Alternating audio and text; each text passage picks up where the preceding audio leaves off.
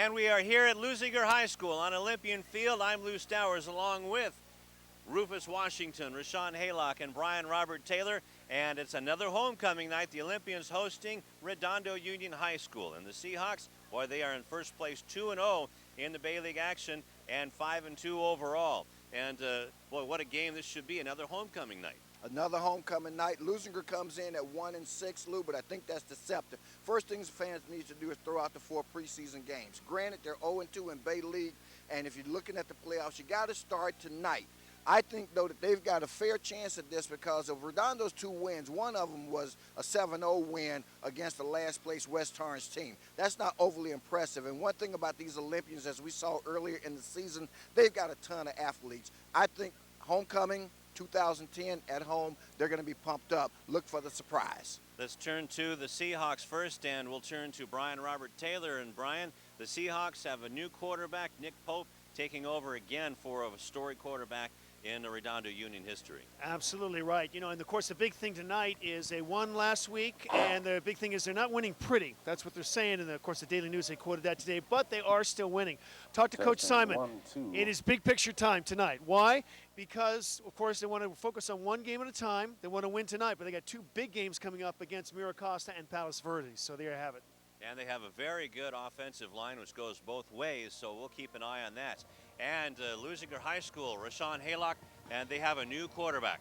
Yeah, new quarterback tonight. LaRon Barnes gets the start. He started at the beginning of the season. He moved out to wide receiver. He's so athletic. They needed him out there on the outside. He moves back to quarterback tonight because of an injury. John Carrier injured his ankle, a broken ankle in the 3rd quarter in the loss last week at Peninsula. He's done for the season, so Barnes moves back. They gained some athleticism with him at the quarterback, but then they lose a spectacular wideout, so it's going to be interesting. It puts a little bit more of the pressure on Anthony Williams, who's on a roll running the ball. He's expected to probably get some more carries here tonight.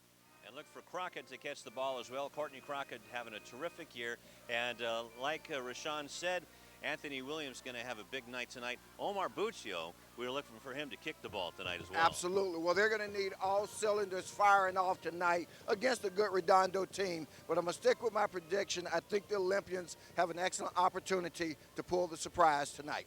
Kickoff at Homecomings coming up next on Channel 22.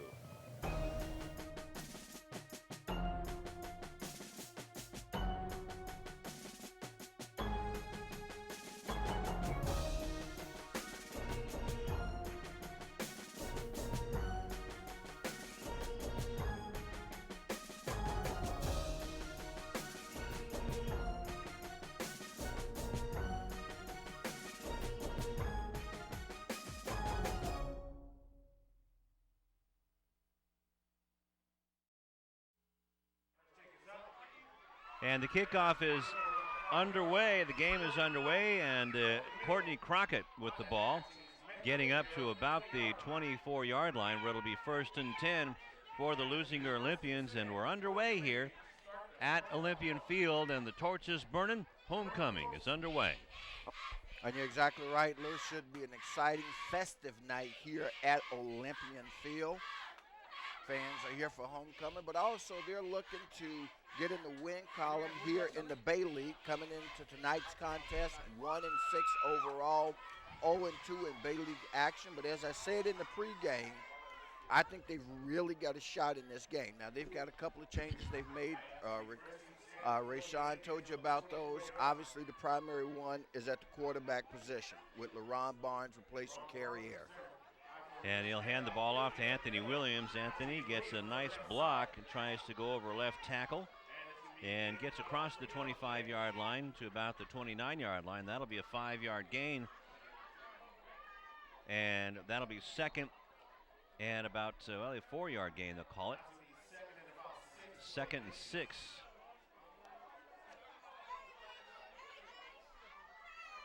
So Anthony Williams probably going to be the workhorse this year, or this game, Rufus.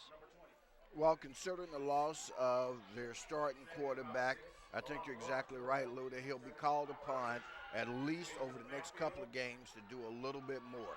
Barnes throws, and it's caught by Henry Christian. Christian gets enough yardage for the first down and goes out of bounds across the 40-yard line to about the 43, where it'll be 1st and 10 for the Olympians.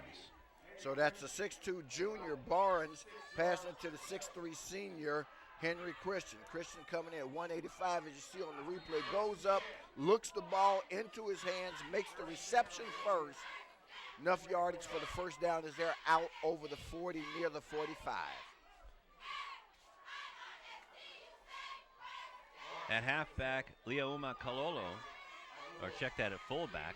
Anthony Williams gets the pitch, outruns one man, gets across the 45 right in front of us at about the 48-yard line, where the tackle is made by number 43, Ryan Spiewak, and a nice gain by Williams. It'll be 2nd down at about 4. And look at the block here that was set for Anthony. I'm trying to see which of his teammates, because he deserves a lot of credit. Looks like that was number 37, Liamo Kalola, who made the block for him. And he's the fullback tonight for Coach Grant's team. Barnes fakes the pitch, now goes and has a man wide open downfield, has to stop for it. It is caught by Ivan McLennan. McLennan at the 5-yard line. It'll be 1st and goal for the Olympians on a terrific throw and catch from Barnes to McLennan. And give Barnes a lot of credit, Lou. Barnes threw that into double coverage, but there's laundry on the field back up here. Looks like it'll probably be holding, and it's coming back, but nonetheless, the replay there shows you, wow, that was triple coverage that he threw into. Actually, that was Devin Christie. But like you said, Steve Richard is going to bring this one back, the referee for tonight's game.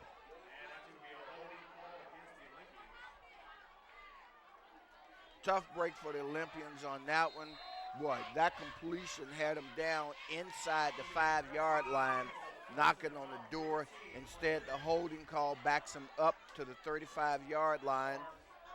And from our vantage point, always a little challenging, but they called it a 1st and 15. Williams coming around the right side, gets a few of those yards back, maybe about 3. So it'll be 2nd down at about 12.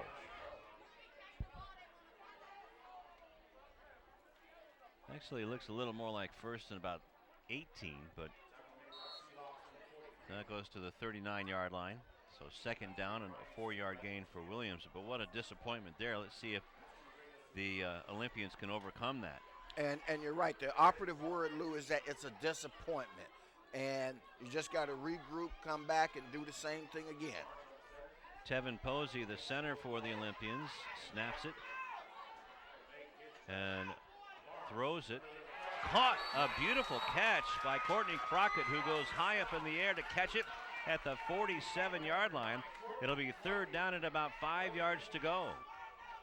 Again, a good decision by LaRon Barnes, one, to not take the sack and get rid of the ball. He kind of threw it up on the sideline. Good throw in a safe area. Courtney Crockett, as you said, went up, made the reception. And they've got what will now be, well, it's going to be 4th down coming up, at least according to the sideline marker, which is going to force the Olympians, I would think, from this position into a punting situation. And it is going to be about 4th and 6 yards to go. Omar Busio counting people to see if he has enough people, so it is a 4th down. And now we have a penalty. And Steve Richard counting to see how many blue shirts there are. Too many players on the field, men. Looks like. He counted them.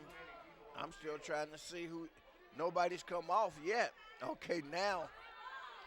Curtis Johnson coming off. Well, we won't put that on Curtis. We don't know if Curtis was the extra man on the field or not, but that doesn't help their cause, backs him up 5 yards.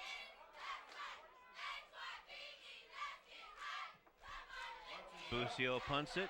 Kim Richards goes back to about his 16-yard line and is hit immediately. Beautiful coverage downfield on the punt by the Olympians.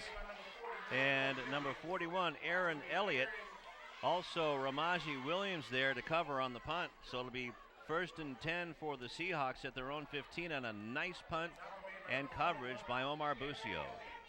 Well, The coverage was great, Lou, but the reality is that the coverage was set up by the high booming kick, I should say, by Omar Busio, which gave the special teams unit an opportunity to get there to cover the punt. So now we're going to see Nick Pope, the 6'2", 185-pound junior, run things for the Seahawks. Man in motion, and he'll hand the ball off on the draw play.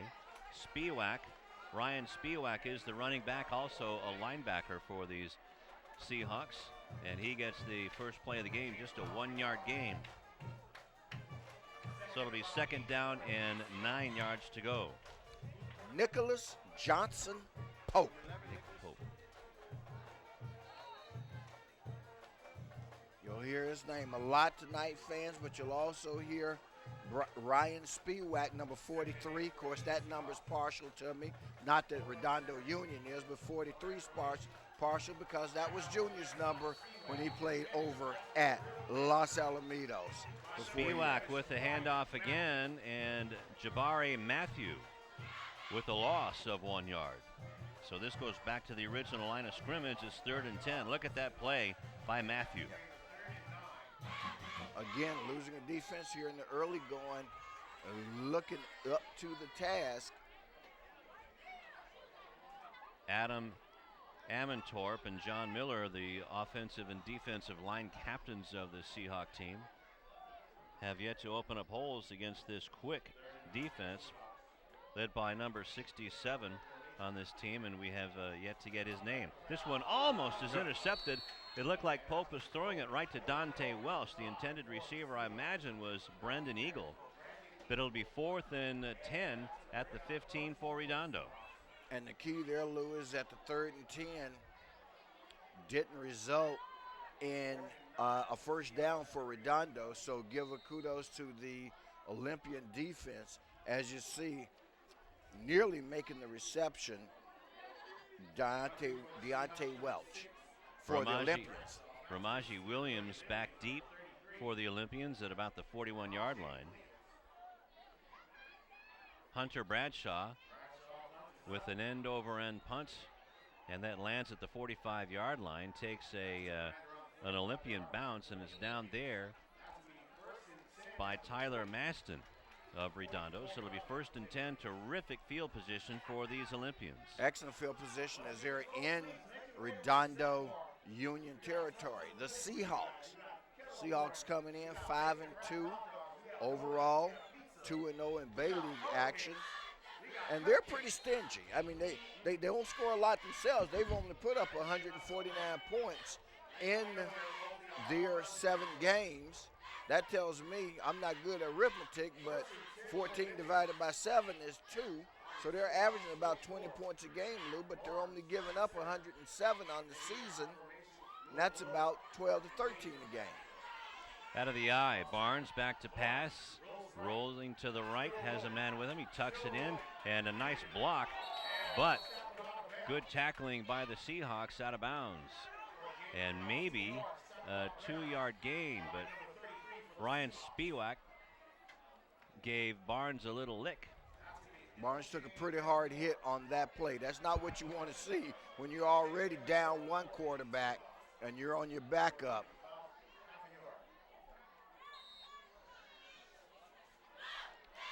So we're going to give Barnes maybe a 1-yard gain. How about that?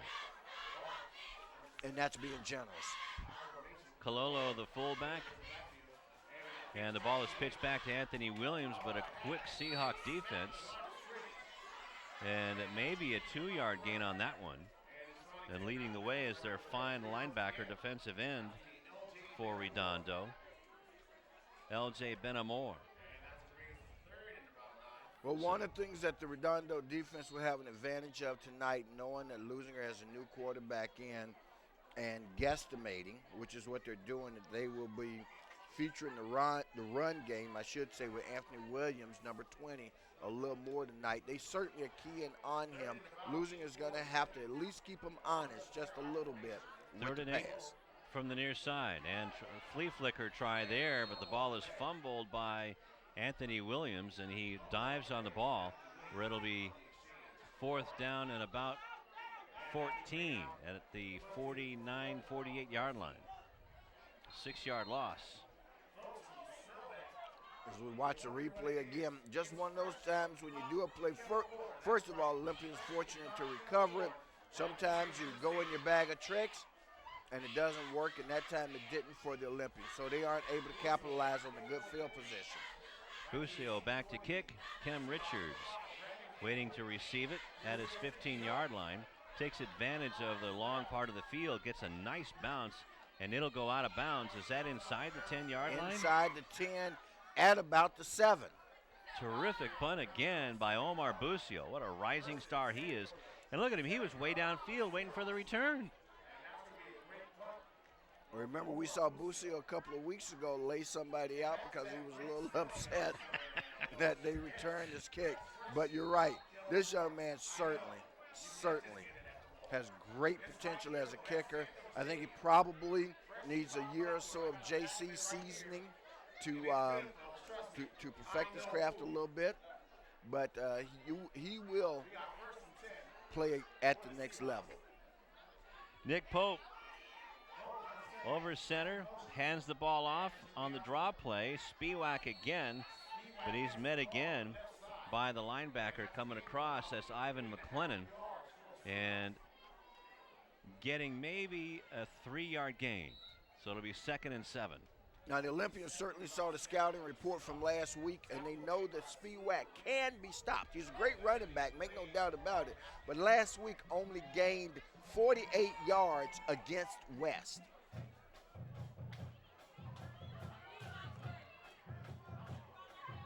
Nick Pope, and they're in a wing formation. And look out. The big number 67. Wow.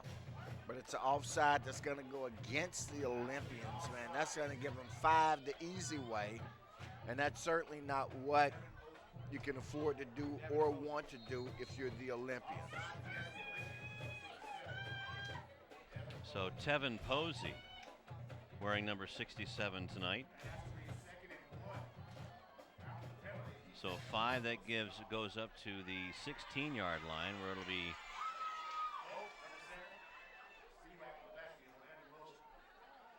second and 1. Pope hands the ball off on the misdirection. Gets to about the 20-yard line. That should be good enough for a first down. And it is. So Spiewak, with the help of an offside penalty, gets the first down just barely at the 19-yard line. And 2 things hurt you more than anything else in football in particular, but certainly in all sports, and that's turnovers and penalties. So the nose of the pig is right on the 20-yard line. We'll call it 1st and 10 from the 20. Here on homecoming. Out of the shotgun is Pope. He's going to actually, that was a little wildcat for a Spiewak. And not a whole lot going on there. Olympian defense ready for it again. That's a result of good scouting, Lou. When you know what's happening. They weren't surprised on that play at all. Direct snap to Spiewak. And in there initially on the stop for the Olympians was number 11. That's Jabari Matthew. I'll tell you what, talking to Coach Grant, Coach Reggie Grant in his first year, when we saw him at Hawthorne, he had a little bit of a chip on his shoulder when we talked to him. And then talking to him tonight, he seemed like, actually we have a timeout now with 4:06 left to go in the first quarter. Tonight, talking to Coach Grant, he looked like he had a Cheshire Cat grin and the cat that ate the canary. Well, 6 losses have knocked the chip off your shoulder. It looked like he knew something we didn't, though. Right. Well, again, I think the one thing, and I don't want to overplay the card, but I believe coming into tonight's contest, again, having seen the struggles that Redondo Union had against West last week, which is also pulling up the rear in the Bay League, along with the Leuzinger Olympians at 1-6 overall and 0-2. And the fact that Redondo was only able to muster a 7-point win. And we talked about this in the Hawthorne game, Lou. This Leuzinger team has a number of very good athletes, okay? Make no doubt about that. I mean, these guys can play with anybody. They played an aggressive pre-league schedule. Last week, a tough loss to Palos Verdes Peninsula at 23-13, but they were in the game. Pope completes the pass over on the right flat. And that's to number 40, Brandon Kim, coming out of the backfield. But not that much of a gain. Goes up to about the 25-yard line, where it'll be third down and about 5 yards to go. So a 4-yard gain.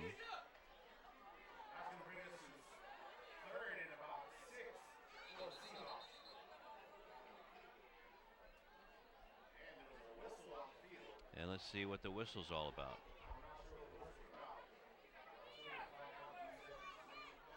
And while they're sorting it out, Lou, one of the things that I'm seeing over on the far sideline, because, boy, I mean, that's confusion waiting to happen. If we can get a shot of that, okay. Well, it does show fourth down. Well, I'm not sure what down it shows. Now it says first down, so that's a lot of confusion going on. And now in the reverse, that goes to Kim Richards. Richards has enough for a first down and then some. Finally being brought down out of bounds by Ira Hanavia. But it's going to be 1st and 10 for the Seahawks on the speedy Kim Richards end around.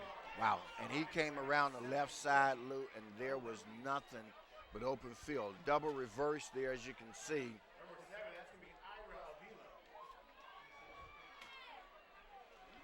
So call it the 46-yard line. We'll call it the 45-yard line, a 20-yard gain for Kim Richards. And a first down. That's the second first down of the game for Redondo. And now they're off and rolling here with their offense. Offensive line led by center John Miller.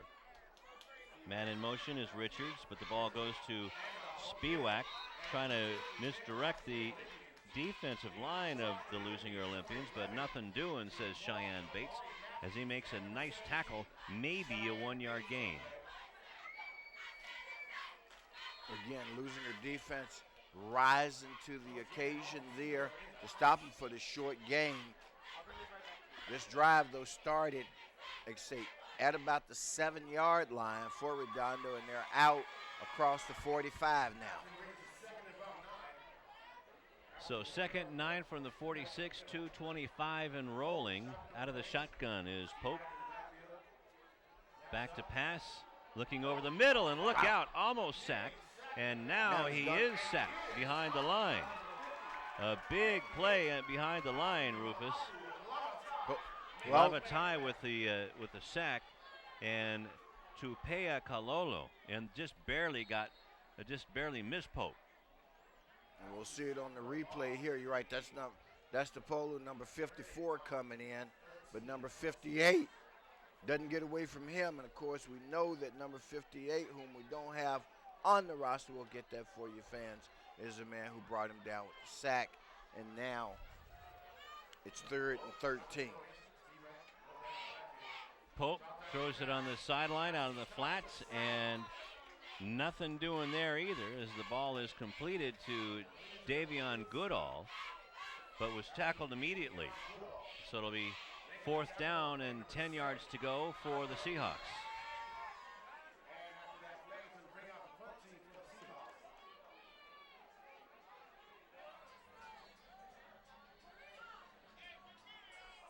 Coming back to punt the ball will be Hunter Bradshaw. Ramaji Williams waiting to receive the ball at his 17-yard line. High, short kick. And that only lands at the 45-yard line, almost hit the umpire. Lou, that ended up being a 3-yard, maybe even a 2-yard punt. I don't even know if that's possible. 3 yards, we'll call it. All right. It's the line of scrimmage was the 45. Okay, so 3 is a little bit more possible than 2. Either one is an extreme rarity. And fans, you just witnessed something that you won't often see. Let's go down to Rashawn real quick.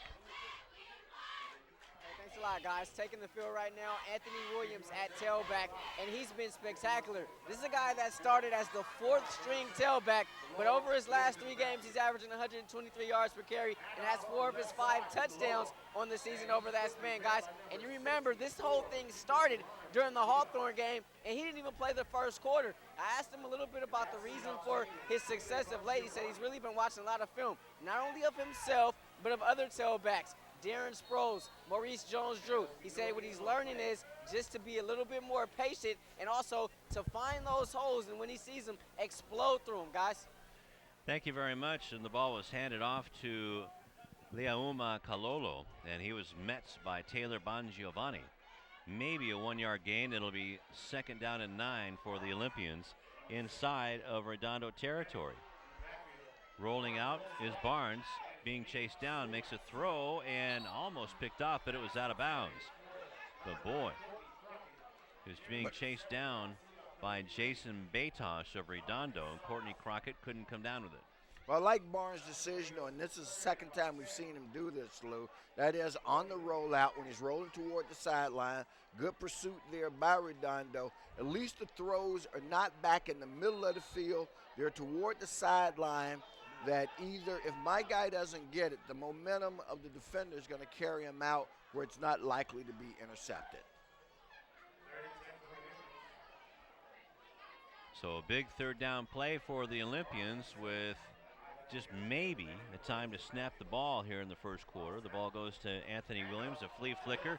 Barnes going to throw it deep to Crockett, but there's nobody there. And that's going to end the first quarter of play as Barnes just heaved it downfield and looking around like, where the heck was my guy? Exactly. There he is, but overthrew him by about 10. Because you're right, Lou, he had nobody there. Nobody at all. For a moment there, I thought he was going to pull it down and take off with it, which would have been as good a choice considering what the result was as it was just to throw it toward the end zone with nobody in receiving position. All right, second quarter coming up. Let's take a quick timeout on Channel 22.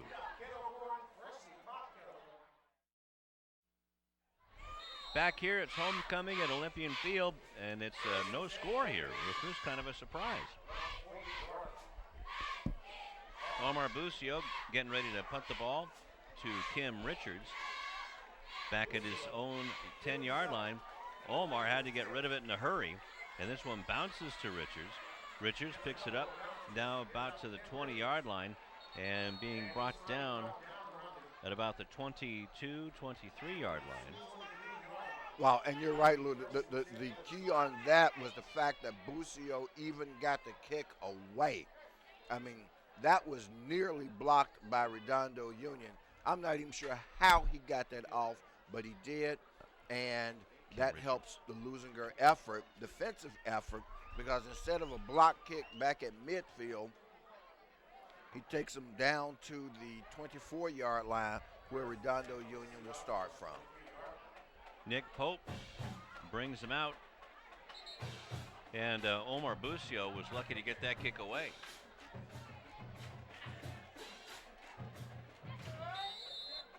So Pope will be out of the shotgun, has Spiewak with him, has 3 wide receivers, 2 to the near side. Leuzinger has 4 men up front, man in motion, and now Pope is wrapped up when he hits the line of scrimmage right away. So good defense by the Leuzinger Olympians. Good defense by the Olympians, however, on that, got to watch the hands. The hands were up around the head. There we see those Leuzinger Olympian cheerleaders. Had a chance to talk to Candace, the head cheerleader of them all, and she said they've got some special things in store for us in the second half of this game. And we know during basketball season they always put on an outstanding show, the Leuzinger cheerleaders. Tupat Kololo with the big play there, and out of the shotgun again. The ball is handed off to Kim Richards. This play worked for a long 20-yard gain last time. Now this one doesn't work for a whole lot. Good defense to head it off of the pass by Ivan McLennan. This one gets to the 32-yard line, so a gain of 7. It'll be 3rd down and 2. Olympians going to need to make a bit of an adjustment on that play. Not the position they wanted to be in, 3rd and 2. It puts a little bit more pressure on their defense.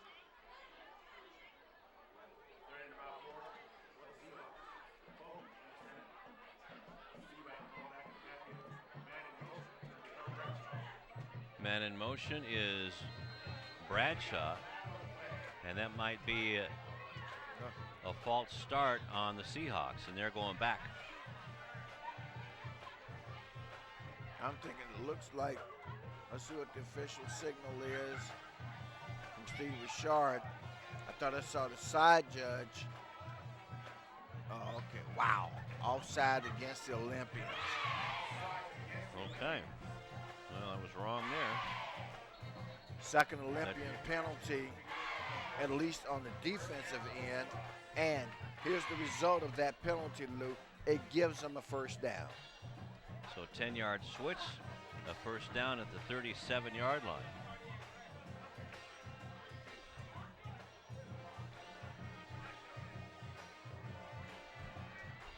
.22 left to go in the first half. No score.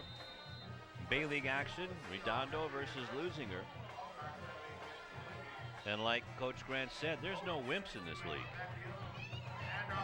Spiewak, a nice pull, but a nice gain. But then it was Lua Kololo who grabbed his jersey and pulled him down. Goes to the 42-yard line, so it'll be 2nd down and 5. Again on the replay here, Spiewak gets through, boy, and you're right. Number 37 for the Olympians who won the first get a hand on him, Kalola, and then help comes. But that was just enough to slow Spiewak down. That's the longest gain for Spiewak in his 7 carries. So the defense has been doing a good job. 9:30 left to go in the first half. Pope is headed off of the pass, now wants to go deep downfield, has a man open, and too far downfield for his intended receiver, Brandon Engel. Good looking throw by Pope, but you're right, overthrew his intended receiver. So that'll bring it back, makes it a 3rd and 5, another big 3rd down play for the Olympians. Let's go down to Brian Robert Taylor.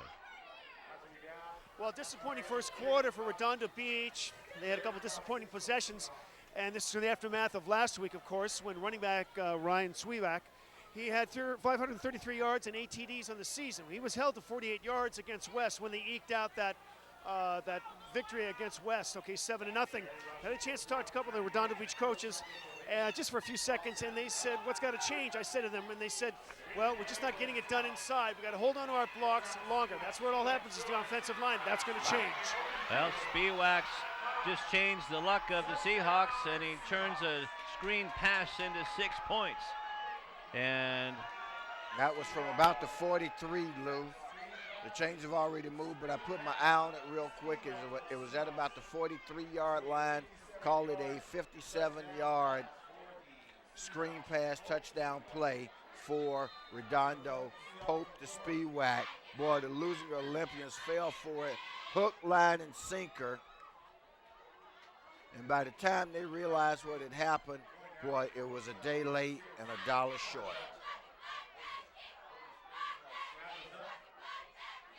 The extra point is up and good by Hunter Bradshaw. So with 9:13 left to go in the first half, it's 7-0 Redondo over the Olympians here at homecoming.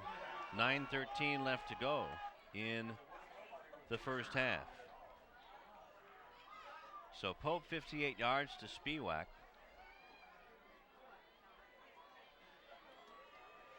And a 6-play drive. And one of the key plays and on a it. 76-yard drive. Was on 3rd down. Olympians give up the penalty. Offside, gives them the first down, keeps the drive alive, and they go on from there on a screen play that the Olympians bought into. As I said, hook, line, and sinker. And boy, that bit them hard. It sure did. Courtney Crockett on the near side and Ramaji Williams on the far side. Bradshaw getting ready to kick the ball off. It goes to Williams' side and gets through him and through the back of the end zone. So it'll be 1st and 10 at the 20 for the Olympians. So now the Olympians needing to see what they can do. There's still lots of time left here. Slow moving first half thus far. 9:13, even though it's featuring a lot of running. For some reason the clock is moving at a relatively slow pace. You see number 1, Noel McDonald. Noel, defensive end, tight end, linebacker, just a sophomore. Split out to the near side, Devin Christie. And on the far side is Courtney Crockett. Williams dotting the I behind Barnes. And in right away and fumbling the ball. Anthony Williams picks it up, and this one's going to go all the way back inside the 10-yard line. Let's see where they get the forward progress to. And boy, one of the Seahawks was in there in a hurry. So a 10-yard loss on the fumble recovery by Williams. And that was a bad snap. Yeah. Williams never had, LeRon Barnes never had a good hand on it. And boy, he just turned around and pitched it to Williams, said, here, you take it like it was hot potato.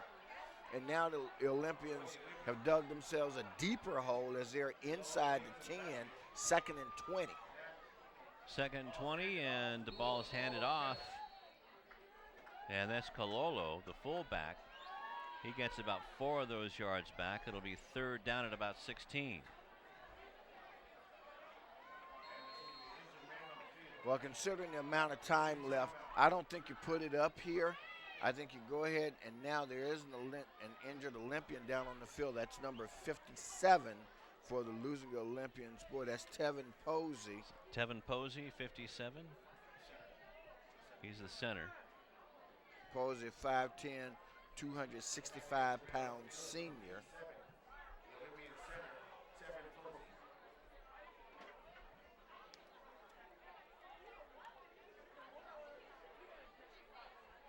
So that would be a huge loss. Not only is he the starting center, but he's also the nose tackle on defense. So let's hope he just got kicked in the shin. And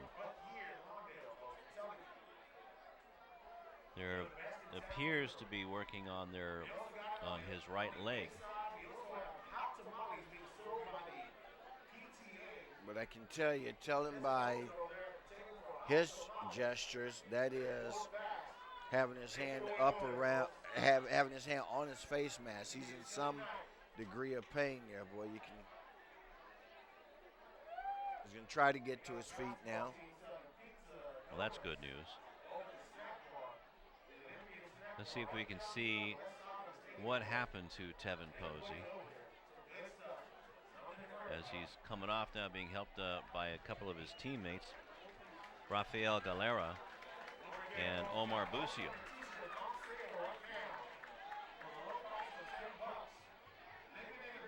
Ball is handed off to Cololo. Okay. Wow. And from the looks of that, look, we don't get a real, as we look underneath, looks like he got rolled over from behind, and that's always one that'll cause you a lot of pain, brother. All right, it's 3rd down and 16 for the Olympians. Barnes hands the ball off to Williams, gets out of it, almost got out of a tackle, gets up to about the 15-yard line, where it'll be 4th down and long. Well, now Mr. Busio will be called upon again, this time really called upon to bail out the Leuzinger Olympians. And he's going to need a big booming kick, and to show you the respect for him, the return man for the Olympian, for Redondo, although Busio will be kicking from his own 5-yard line, is set up at his 45. Stephen Amos is the long snapper. Kim Richards getting ready to receive the punt, and again the Seahawks in quickly. That causes a very short punt by Omar Busio, and this one goes to about the 32-yard line. So 3 Seahawks flew in on Omar. Well, in all fairness to Omar, I mean, you know, he did the best he could under the circumstance. We've just seen it the play before. First of all, the snap's a little bit high. Gets the kick away, but you see there a couple of Seahawks already bearing down on him. Got to have a little time to get the kick set up. I think that's more of a breakdown on the offensive line than it is on Omar Busio. 7:02 left in the first half. Redondo has the ball on the Leuzinger 32-yard line. And that was Zach Zent. Also in there was number 3, John Katasavas. In on Omar Busio. Out of the shotgun is Pope. They've had some success there. Handoff to Brandon Kim. And good defense again up front by the Olympians. Lavatai with the tackle. Well, that's one of the few times that they've actually stopped Kim. If that was Kim number 40 with the carry, Brandon Kim.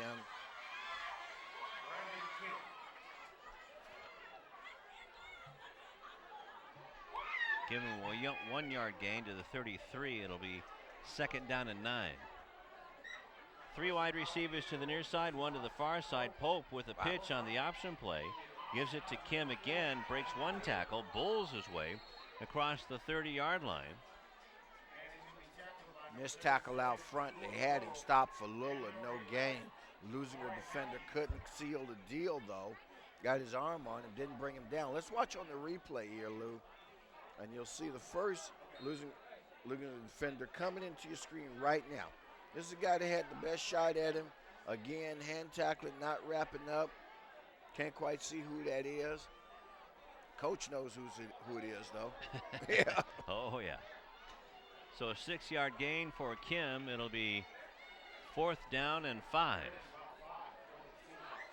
Check that 4th. Is it 3rd and 5? Oh, they're showing 3rd and 5. I tell you, the sideline markers are actually just worthless to our Play effort action. tonight. Wow. Talk And about just- letting them get away. Matthew just missed, and now Pope trying to outrun his defender is taken out of bounds on a good play You know, and by again, Cololo.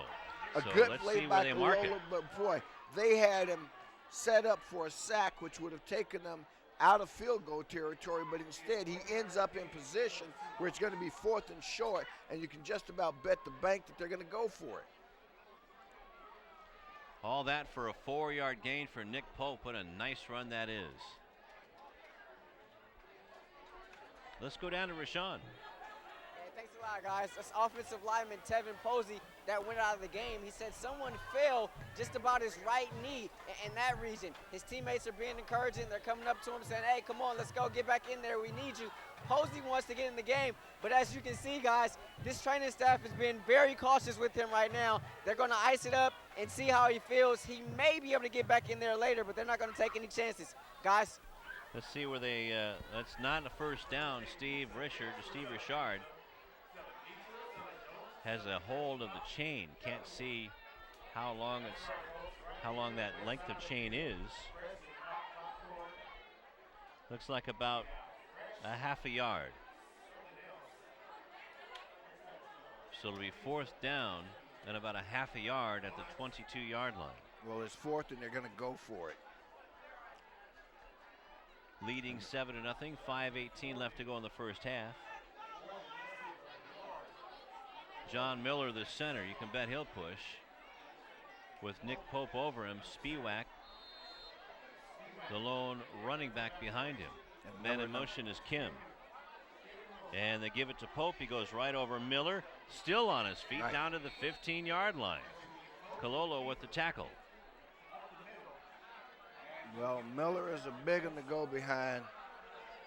Big number 69 for Redondo. Let me give you a number on him. This guy is 6'4", 310 pounds. He's going to be playing on Saturdays. And he looks every inch and every pound of it. Oh, yeah. Definitely going to be playing Saturdays on a TV near you. So 1st and 10 at the 15-yard line. And let's we have a remember timeout. Okay. key thing on that drive, though, Lou, is the fact that the Olympian defense had an opportunity to sack Pope. I mean, they had him in the grass, let him get away, and now Redondo's knocking at the door inside the red zone. Just a couple of plays here and there make the difference, like the penalty and the inability to wrap up Pope. There you see the Leuzinger training staff. There's one of them with their Halloween costume on. Happy Halloween to everybody. I know Tom Strickfaden had his scary costume on tonight.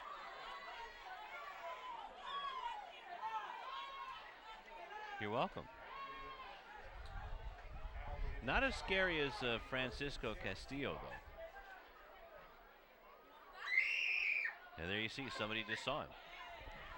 5:12 left to go in the first half. 7-0 in favor of Redondo.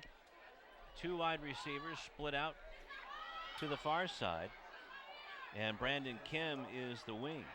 Man in motion is Bradshaw. Spiewak gets the handoff, and a beautiful defensive play on the end is Jabari Matthew. Playing defensive end there, wraps him up. Good read by Jabari Matthew. Saw it all the way. That's why he was able to get in the backfield and bring Spiewak down. And again, this time you see the wrap up, okay? Again, the little things. I'm sure that somewhere in that timeout, that was one of the things that the defensive coordinator made clear to him. Guys, we've missed two opportunities because we didn't wrap up. Fundamentals. Two receivers to the near side now is Engel and Bradshaw. Back to pass is Pope, looking over the middle, now coming to the right side. Man in the end zone, almost caught in the back of the end zone. And that was Bradshaw. And covering on the play for the Olympians, number 3, Ivan McLennan. Posey with a nice release. Wow. I'm not sure. That looks more like a drop there, Lou. I mean, you talk about going right through your hands. So it's 3rd down and 11 for the Seahawks. Big 3rd down play. I talk about it all the time, Lou. Big 3rd down play for the Leuzinger defense. Let's see if they can hold here. Wow, there's the pressure. There. Almost intercepted by Kalolo. But getting in a hurry was number 54, Tua Kalolo. Number 58, Lavatai. Looks like they're going to go for the field goal number attempt. 58. Sorry about that, Rufus. Oh, no problem. I'm trying to see how much it is. It's at the 15. This is 7 second. 22 should be a 32-yard attempt. Looks like they're going to, well, it'll be Bradshaw, Hunter Bradshaw, the junior. So what'll that be? What do we say? A 34-yard field goal? 33-yard field goal? 32. Snap back, ball down. Kick is up. It looks like it's wide right. Wow. And it is wide right. So the Olympians hold serve there, and that's good news as Ivan McLennan comes dancing off. And let's see if the Olympians can come back and capitalize. Huge break for the Olympian defense. We can't say enough for the outstanding job done by the Olympian defense on that particular stand. Redondo already up 7-0, courtesy of the 57-yard TD pass from Pope to Spiewak on a screen play at the 9:13 mark. But the defense holds, and they get the ball back with 4 minutes left here in the first half. There you see a good shot of LaRon Barnes, the 6'2", 220-pound junior, talking to his fullback, Loa Kalolo. Anthony Williams dots the I. Williams gets the pitch, trying to wait for his blockers, but can't because here come the Seahawks and gets buried back at about the 18-yard line. That'll be a 2-yard loss. I think, Lou, their greater advantage with Williams and some of the other running backs is sweeps to the right, wide side of the field. Give those guys some room to operate in. You know, you come to the short side, And it's almost like the sideline in basketball and the division line. That becomes an extra defender, okay? And in this case, if you give them more room to operate on the wide side, backs like that can find the hole and make something happen. Adam Amentorp, the senior captain on the defensive line, he was in there that really messed things up. There's another kid that's going to play on Saturday. It's a senior, 6'3", 230 pounds. Absolutely. So this will be out of the shotgun. Barnes has Williams to his left. 2 receivers to the near side. We have a flag on the play. Barnes must be against Redondo since they're letting the play go. Is going to be tackled at about the 10-yard line, the 9-yard line. But let's see what the flag is. And tackling back there was Jason Batosh, the 6'1 senior. Wow. And that's against the Olympians. I'm not sure why you let an illegal procedure play go. All right, the ball should have been blown dead if I understand the rules of the game correctly, because the procedure occurred before the snap. So it's a dead ball foul. You whistle the play dead and you back them up. So is that a mulligan there? Are they going to have third down? Should it be second down, or if they let the play go, it'll be third down? Well, yeah, they let the play go, so let's see what we got here. 3rd and 20 is what they put up. Of course, that sideline marker doesn't help us at all, and my fear is that, like in the Missouri game 25 years ago, you're going to end up with a 5th down because you got one of the worst sideline markers that I've ever seen. Ball is handed off to Ramaji Harris, or Ramaji Williams. Ramaji stutter stepping his way to about the 11-yard line, so a gain of 1 for Williams. So a timeout with 2:26 left to go. And the Seahawks very active on defense, really staying in their lanes there, as you see Coach Reggie Grant. And this drive started, Lou, with 4 minutes left, so nothing went well for the Olympians on that play. The best thing we can say for it is that they didn't have a turnover. However, no clock management, only burnt a minute and a half, didn't matriculate the ball up the field, if you will. Now, the Redondo defense has something to say about that, and I understand that, fans. But, again, these are the situations where, if nothing else, you want to control the clock, all right, and run down the half. However, they only burn, and they need at least 1 first down to accomplish that. They don't pick up the first down. They bring Omar Busio back on the field. So far tonight, their most effective weapon has been number 44, Omar Busio. Yeah, their defense has been pretty good too, except for a couple of plays. But Omar has been bailing him out. He's counting them up, seeing that there's only 10 other guys besides himself out there. Now let's see if they made the adjustment so that he has time to get away to kick. Wow, another high snap. And a nicer kick this time as the ball was picked up. Now, I think it was touched by he the just Olympians. picked it up. Ramaji Harris picked it up and ran a little bit. Well, let's see where they're going to give the Well, they're going to mark it up the field the 10 yards from where, at the point at which he touched it. Yeah, they're trying to figure that out. So Tony DeVeers with his hat off. The back judge, Dimitri Upshaw, the head linesman. Line judge, Frank Obregon. Frank Obregon from the Long Beach unit. Frank Obregon's also a basketball official. I thought that was Frank out there. Glad to hear you confirm it. Derek Clayton, the umpire, and Steve Richard is the referee. So it'll be 1st and 10 at the 35-yard line after a 25-yard punt. 2:26 left to go in the half. Pope over the middle, and it is behind his intended receiver, and that is Hunter Bradshaw. So let's see, any flags down? Don't see any flags down, so it'll be 2nd and 10 this pass from the 35. Excuse me, I'm sorry. Luke came right at Arahan Avila. Wasn't ready to make the play. Now he regrets that he wasn't ready. Cheyenne Bates there. So 2nd and 10. Out of the shotgun. He's going to take it right up the middle. And we have a penalty flag fly in after a nice tackle by Lavatai and a finish by Curtis Johnson. So let's see, the flag came for the line judge. It's a hold on the Seahawks, so this one's going to come back.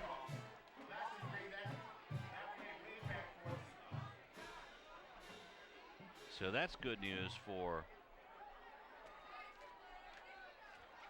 the Olympians, that penalty went against the Seahawks. Holding is the call.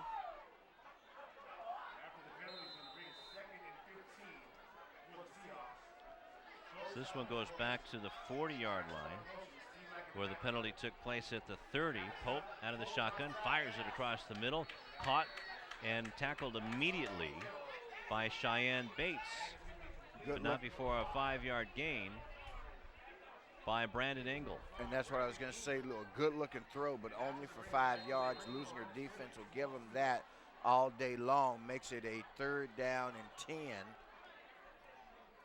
So now another big 3rd down opportunity for this Leuzinger defense. Boy, in the game of football, your Fridays and Saturdays are won and lost on 3rd downs. Pope going deep downfield, has a man open, and Wow. Is it caught? No, it's incomplete. Incomplete, just in and out of the hands. That looked like Upshaw. But it wasn't because of the Leuzinger defensive secondary, all right, in the least bit. It was more because of that. Boy, great throw by Pope. His receiver, Upshaw, just could not come up with it. Upshaw at 5'11". If he's 6 feet tall, that's a touchdown. See? Yeah, that was right in his hands. Defending on the play, number 7, Ira Avila and Tavion Morris. So it looks like they're going to go it on 4th down and 10 with a minute 21 left. Okay, well, boy, now this is what I call not showing this Olympian defense any respect. Let's see how the Olympians respond to this, boy. This is as disrespectful as you can get. There's the end around now, the flea Come on, flicker. the Olympians don't know where the ball is. And almost intercepted, though, Rufus, by Tavion Morris. He knew where the ball was. A good defensive play by Morris, and that messes up that pass play by Davion Goodall. So it'll be 1st and 10 for the Olympians. Let's watch this. What is there's the old pitch. hook and Wow. ladder? Well, here's what happened. Spivak coming, and they thought he had the pitch. That's an interesting play. I hadn't seen that one before. He's a man in motion. They give it to the other guy, even though, boy, you would have bet the bank that Spivak was going to get it. Spivak, rather, went the other way. And, man, with the minute 19, Olympians get the ball, Lou, in relatively decent field position at their own 35-yard line. So Tavion Morris again with a terrific defensive play as the pass by Davion Goodall reached his intended target, but now Barnes wants to get out of there and drops the ball. Looks like he got it back, though. Got back to the original line of scrimmage. It looked like it was stripped out of there by Jason Batosh, who's been a thorn in the side of the Olympians all night long. Okay, at some point you got to throw the ball up the field. It's very difficult. It has been done. We've seen it done here at Leuzinger in years gone by, where you depend exclusively on the running game. But I myself am a proponent, not of the Al Davis school, of the vertical game, of stretching the field, but I do believe you got to look upfield every once in a while. Number 66 is the new center. We'll find out who he is at halftime. Is Barnes on the end around, gives it to Crockett. Crockett gets a nice block, gets the 1st down, and out of bounds just before the 50-yard line. It's ridden out of there by Christian Fernandez, and a flag on the play. And that's going to be on Drew Wright. They're going to tack 15 more yards on it. Drew Wright jumped up, took exception to the block that was put on him by the Leuzinger offensive player. Now, that's what I saw. These guys will talk about it, but if they saw something different, they've got better eyeglasses than I do. Now let's see what Steve Richard and company come up with. Personal foul against Redondo. Exactly. So that's after the play, right? So that tacks it on from about the 49-yard line. So it should be deep inside of Redondo territory. Well, Drew Wright, we'll see here on the replay. Nice little trickeration there by the Leuzinger Olympians. That was Devin Christie who had him on the ground. I don't know if we'll see the end of it, and we won't. But at any rate, the Olympians, wow. Look, how much time? 18 seconds left. If they've got any timeouts, they've got an opportunity. Not much time to run. So a 15-yard gain on the penalty on the run by number 9, Courtney Crockett. Okay. And then a 15-yard penalty after that. Okay. So it's 1st and 10 at the opposite 36-yard line. We'll get to Rashawn after this play with 18 seconds left. Barnes fakes the pitch. Barnes has a chance to look. Barnes has an opportunity. He needs to run up the middle and does. And Gets he needs those to get feet down moving and call at a the 30, timeout. Gets down to the 29-yard line, 28-yard line, and that might be good enough for another first down. Let's go to Rashawn real quick. Nice. I'm talking about Tevin Posey a little bit earlier on. Talking about this training staff been extremely cautious. Right here behind me, they have him on a cart. They're sending him back to the locker room right now. We'll try to get a little bit more word, and we'll have an update in the second half, guys. Thank you, Rashawn. Oh, whatever G has smells pretty good here. What do you got there? Is that a dog with onions? Bacon-wrapped hot dog with onions. Look at that. Is that what they're giving us tonight here? No, you got to pay. You're buying tonight, remember? 29-yard line, because you didn't wear the orange tie. Look at that. Right. Rufus was looking around for somebody with a wallet. Hey, well, you got that right. Down to the 29-yard line, so that is about a yard short. Wow. Now they're going to say it's 3.5 seconds left. When I looked at the clock, first of all, the timeout was signaled with about 8 seconds left. It ran down to 5. How they lost 2 more, I don't know. At any rate, Bucio's going to go for the field goal. This is a 45-yard attempt. Wow. Okay. All right, this is the wind. The wind is coming at his face. That's a lot of confidence in this young man. He's got the boot. But he deserves it. Bad snap, though, and it's picked up by Williams. Williams trying to do something with it. Williams waiting for some blockers. Looking now for he a block. comes He down has the left side. oh! And the tackle by Sam Benamor ends the half. But the bad snap erases the field goal attempt, and Ramaji Harris did a good job just to get something going. So again, as we go into the half, Lou, with Leuzinger only down 7-0, a very good half, all things considered. As I said in the opening, this team is better than the 1-6 record they had coming in. We'll see the replay here. Trying to make something out of nothing, almost pulls it off for the Olympians. That was Ramaje Williams. But we go to the locker room with Redondo up by a score of 7-0 in a very well played first half. We will be back with the third quarter. Actually, we're going to be back with the halftime festivities, which is homecoming.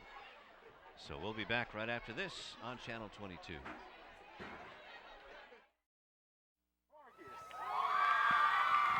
Escorted by Annie Wynn. Running for King, Cesar Castillo. Escorted by Tina Wynn.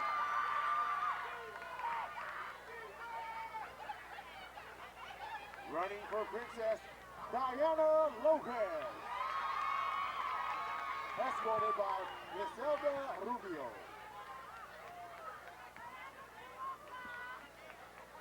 Running for Princess Nancy Fang. Escorted by Jason Bond.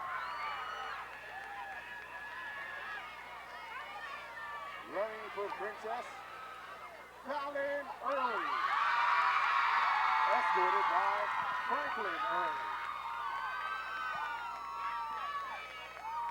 And for the last category, running for Prince, Dimitri Mendez. escorted by Linda fans.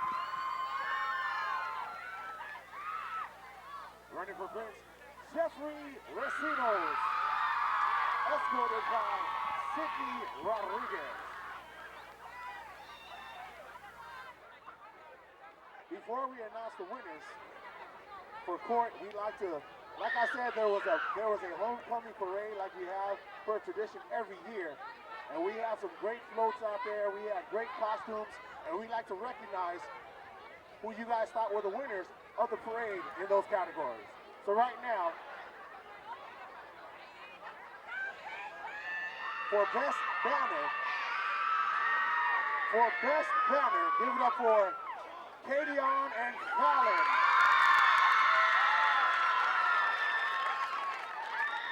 For best banner, Kadion and Fallon. This next category is for best outfit.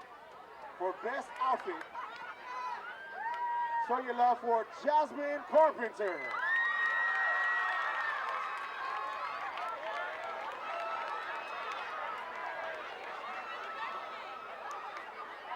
This next category is for best crowd music.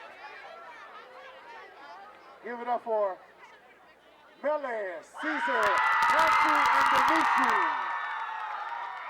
That's for best crowd music. Best crowd music, that's right. Next category, uniqueness. Uniqueness, here we go. The winner of this category, Veronica, Kevin, Diana, and Jeffrey.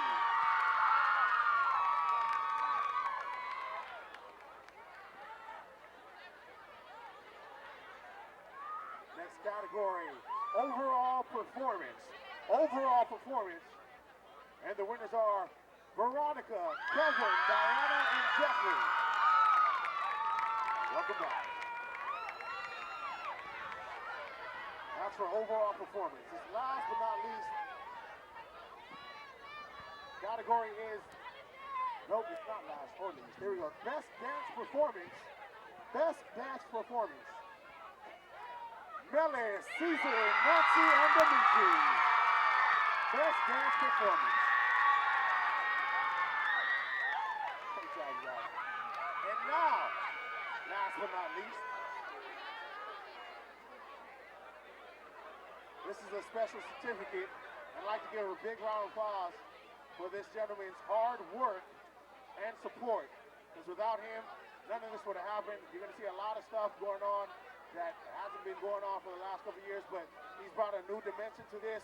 Please, big round of applause, show your love for Mr. Howard Ho, ladies and gentlemen. Howard Ho. Oh wait, and also best announcer. Oh, thank you guys, appreciate it. That's good, that was an honor. Guys, thank you, Mr. Ho.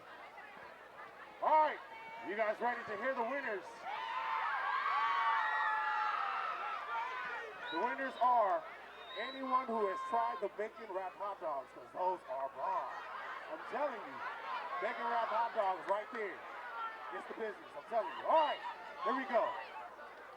After being brought in by the LA Sheriffs, ladies and gentlemen, the secret ballot is in. I have the winners right here. For Prince, the winner is Dimitri Mendez.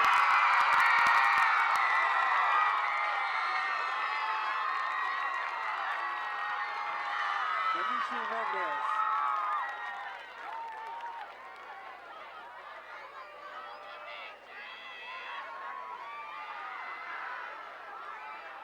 And now for Princess.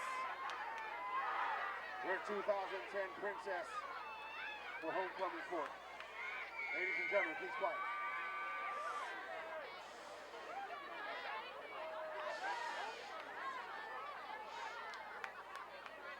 And your princess is Nancy Ford.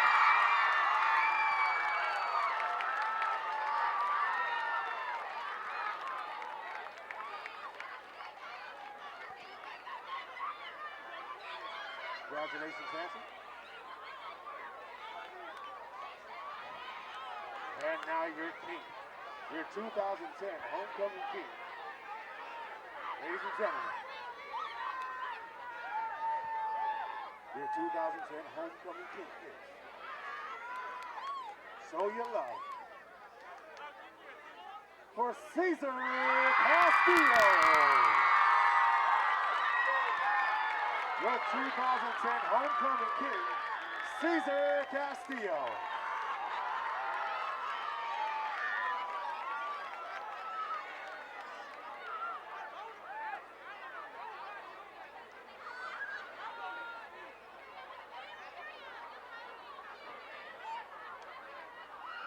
Once again, ladies and gentlemen, Cesar Castillo, your 2010 homecoming king.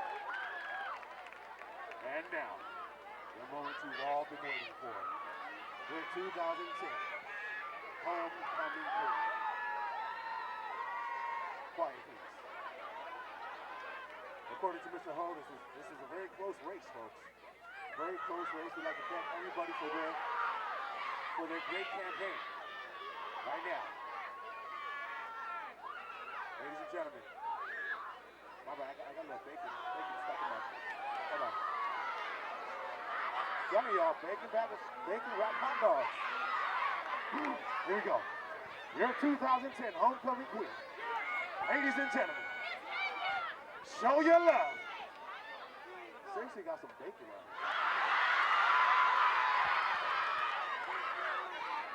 it. Your 2010 homecoming queen. Show Your Love from the island of Tonga, Mele Makalo.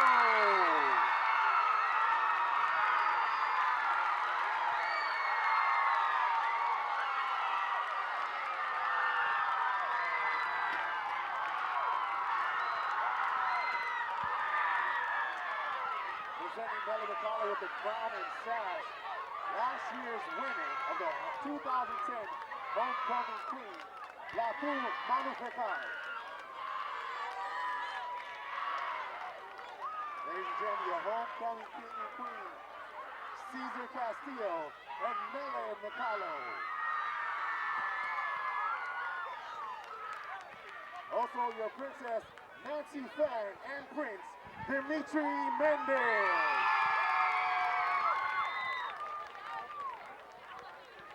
Once again, we'd like to thank each and every one of you guys involved in making this a special homecoming.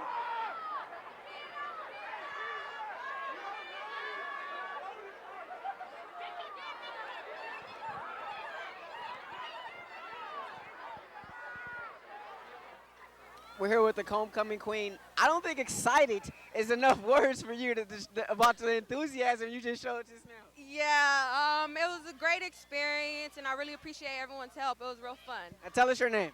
Mele Makalo. How did this whole thing work? You said you appreciate people's help. How did this whole process work to get you to being homecoming queen? I've been involved in Leuzinger every event. I got the greatest school spirit, so I guess the student body realized and acknowledged that. So that's why I got a lot of support from the student body and from my friends and family as well. Was this like a full-on campaign? I mean, were there signs up around campus and everything? Actually, everyone was like, are you going to put your face everywhere? Like, because my face is everywhere around the school. And I have everyone wearing necklaces in the audience and stuff, so yeah. So you just went Obama on Leuzinger. Yeah, I guess you could say that. Well, congratulations. We're trying to get Cesar in here. Cesar's got a couple girls with him right now. Cesar, what is this, velvet? This is beautiful. I have no idea, man. It's too much. I got a crown, a sash, a cape. You got more than the queen. I know, man. It's cool though. I mean, it's fun, great experience, you know. And how cool is this? It's cool. Senior year, you know. I ran for fun, and I won. So. Now, did you even think you were gonna win? To be honest, no, not really. It was whatever. I'm running against one of my best friends, so it was like whatever. So you beat your best friend. I mean, were there bragging rights on the line, or was it one of those type of deals where whoever wins, I'm gonna be happy for? Yeah, it was just basically like that. We're just gonna do whatever happens. We're going to the same living with a homecoming, so it doesn't matter. And, all right, now tell me about homecoming. When's the dance? Where is it? All that good stuff. Tomorrow at the LAX Marriott. Well, good. Hey, congratulations. This thing is beautiful. Wear this proud. Wear your crown proud, my man. And have fun here. Let's look you up here. Let's look you up here. Homecoming King 2010. Congratulations. It's your homecoming court, guys. It's homecoming. They are getting after it here at Leuzinger High School. Mike Jackson, Thriller, Leuzinger High School cheerleaders getting it on right now at halftime. We'll be back, though, however, with the second half.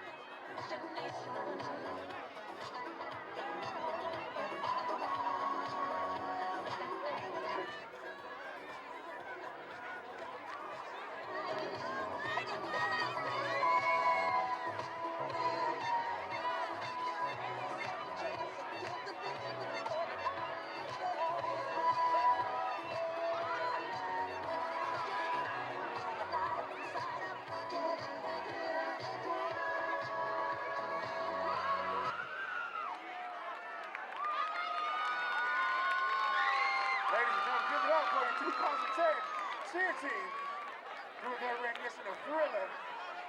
That's what's up. Back here at Olympian Field on the campus of Leuzinger High School, the flame burns brightly into the night. And before we get to some stats and some other thoughts, let's go down to the field with Brian Robert Taylor. Okay, listen, I had a chance to talk to Coach Gene Simon of the Seahawks right after the end of the second half. I said, hey, Coach, well, obviously your defense is standing up, holding them down. They're doing their job. But what about the offense? Okay, what's going to happen in the second half? He says, you know what? We have blown one assignment after another in the first half. We've got to hold our blocks longer. We've got to put together a couple of big drives. If that happens and the defense continues to do what they're doing, we're going to be okay. All right, thank you very much, Brian. And, well, congratulations to the homecoming king and queen tonight. Homecoming king was Cesar Castillo, and the homecoming queen was Melly McCullough. And, boy, they were both excited and thrilled, especially Melly McCullough's fan club. I mean, they just, as Rayshawn pointed out in his interview with her, I mean, they were over the top, but it's great. You know, it's a special moment. I think as Cesar said, who was the king, you know, you're a senior, you're winding down your memories in high school. And, man, to be homecoming king is a heck of a memory to go out with. Here's our homecoming king, Rashawn Haylock. Yeah, thanks a lot, guys. I talked to Coach Grant coming out of the locker room at halftime. He said, well, we're only down 7-0. That's positive, but he feels like this game should be either a scoreless tie or a 7-7 tie. He says his guys can do a little bit better job in the pass coverage. As far as Anthony Williams, we talked about him being patient in that first half, but Coach Grant thought he was maybe being a little bit too patient and that he should hit the hole a little bit harder. As for Tevin Posey, Coach Grant says it doesn't seem to be too severe. Doesn't think it's that serious. Nothing more than just a bruised knee. But he is done for the rest of this evening, guys. All right, thank you very much, Rashawn. And that's, I guess, a silver lining into the cloud there. That's it's for Posey, not a season-ending injury, but a game-ending injury. Game-ending injury, and if all the fans who followed last week's LA Times coverage of high school football in particular, and the paucity of professional level care for some of these guys on the sideline in this sport of football, I think Leuzinger probably is erring on the side of caution. You can't fault him at all for that. You got to live to play another day. And Omar Busio will kick it off as the Olympians have red pants and navy blue jerseys tonight, and those are new pants. And who knows, if they get a victory out of this, we might see him a little bit more. Here comes Busio's kickoff, and this is a nice high end over end. And this goes down to about the 13-yard line, and we're underway, and a nice open field tackle and a little bit of a shove. Kim Richards is tackled on the play by Aaron Elliott, but Omar Busio was the one who gave him a forearm shiver. And Bucio's prone to do that. He doesn't have a lot of regard for guys who return his kicks. We saw that in the Hawthorne game. And kickers don't often get a chance to lay a lick on somebody anyway, so he figures if I'm going to run for my 35 down here, I'm going to get something for my effort. Can't fault him for that. Gotta love him. Pope. And the reverse now goes to this Drew Wright. Drew Wright in the ball game for the first time, touches the ball for the first time, and he is out of bounds beyond the 40-yard line, so this should be good enough for a first down if there's no flags. Don't see any. And let's see where the spot of the ball is going to be. Going to be right at about the 40-yard line. As we watch the play on the other side of the 40. Missed tackle, you're right at about the 40. The key there, Ivan McLennan with the missed tackle on the play. So an 11-yard gain for Drew Wright, who didn't play the first half for disciplinary reasons, and this opens up a new page for the Seahawks offense. Spiewak, and look out, he's in the secondary, and he is way into Leuzinger territory, a missed tackle, and finally knocked out of bounds at about the 20-yard line by Dante Welsh. But missing a tackle was Ira Avila, but still a huge run for Spiewak, his biggest run of the game. And boy, you talk about coming out of the locker room fired up. This Redondo Union Seahawk team has come out and quickly established themselves here to start the second half. 37-yard gain for Spiewak and a first down. You're absolutely right. They've two plays and have come out on fire, like their tail feathers are on fire. Kim gets the handoff, trying to go over left guard, but nothing doing. Good defensive wrap-up by the Olympians. Cheyenne Bates, one of the tacklers.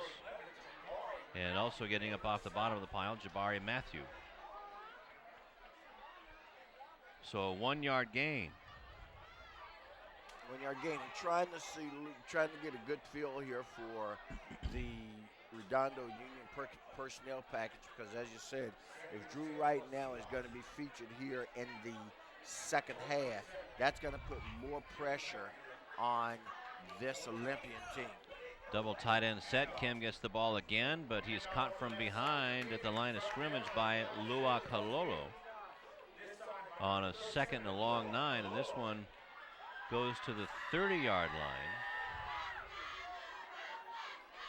Check that, the 20-yard line. So a 2-yard gain for Kim. With 10:25 left to go, you saw that on the replay. It'll be 3rd down and 8. Kalolo, the defensive end, now sets up over on the far side. And now, is there a flag on the field?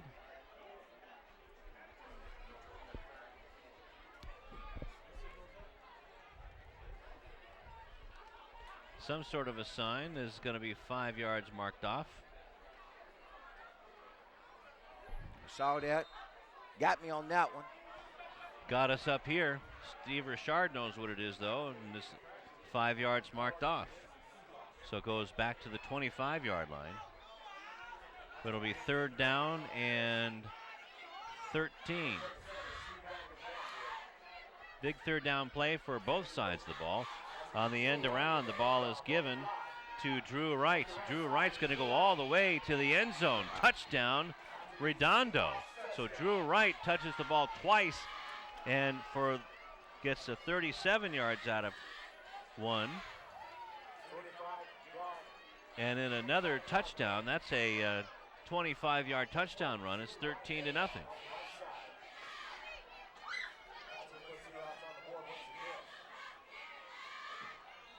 Wright showing his speed, Lou. Wow. I mean, the way he turned the corner and turned it up was just impressive.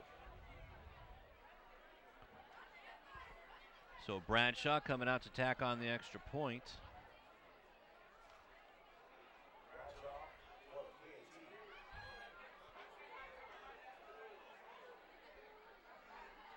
With 9:45 left in the third quarter.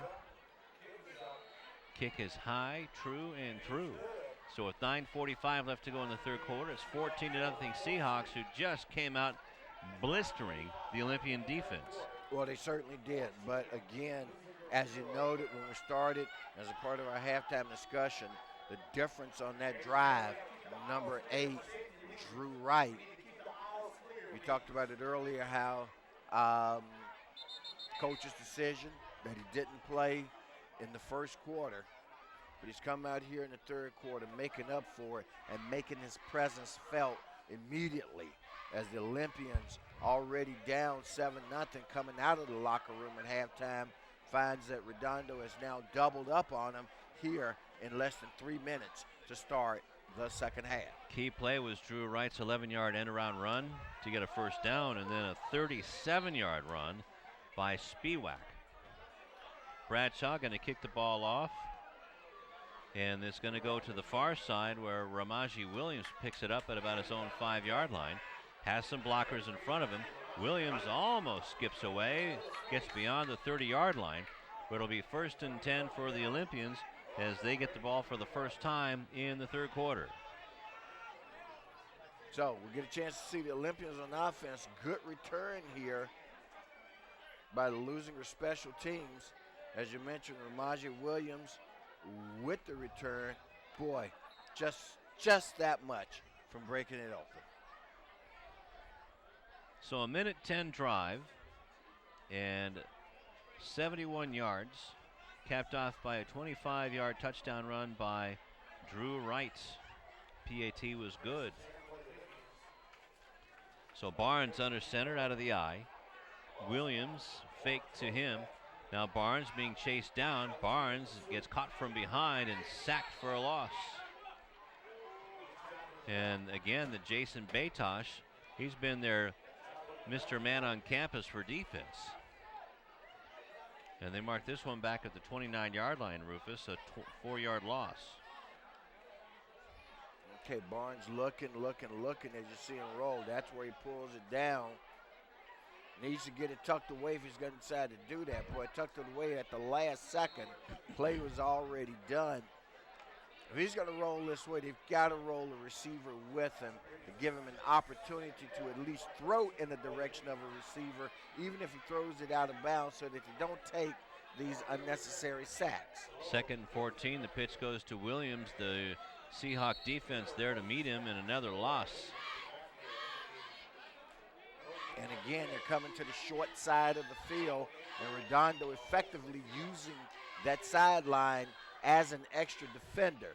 That was Drew Wright. He's there on offense and defense. He's the cornerback there. As you can see, Lou, from the way the defense is, you see on the replay, really, by the time he sees it, the sideline as a defender, he has no place to go.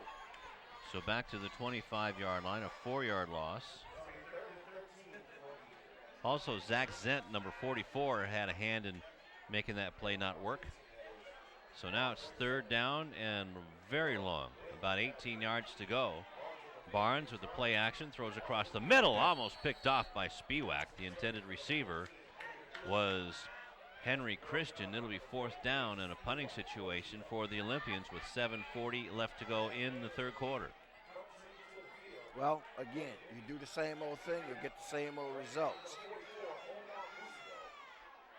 And right now, Olympian not showing a lot of imagination in their offensive effort, and what that has allowed Redondo to do is really just to hunker down.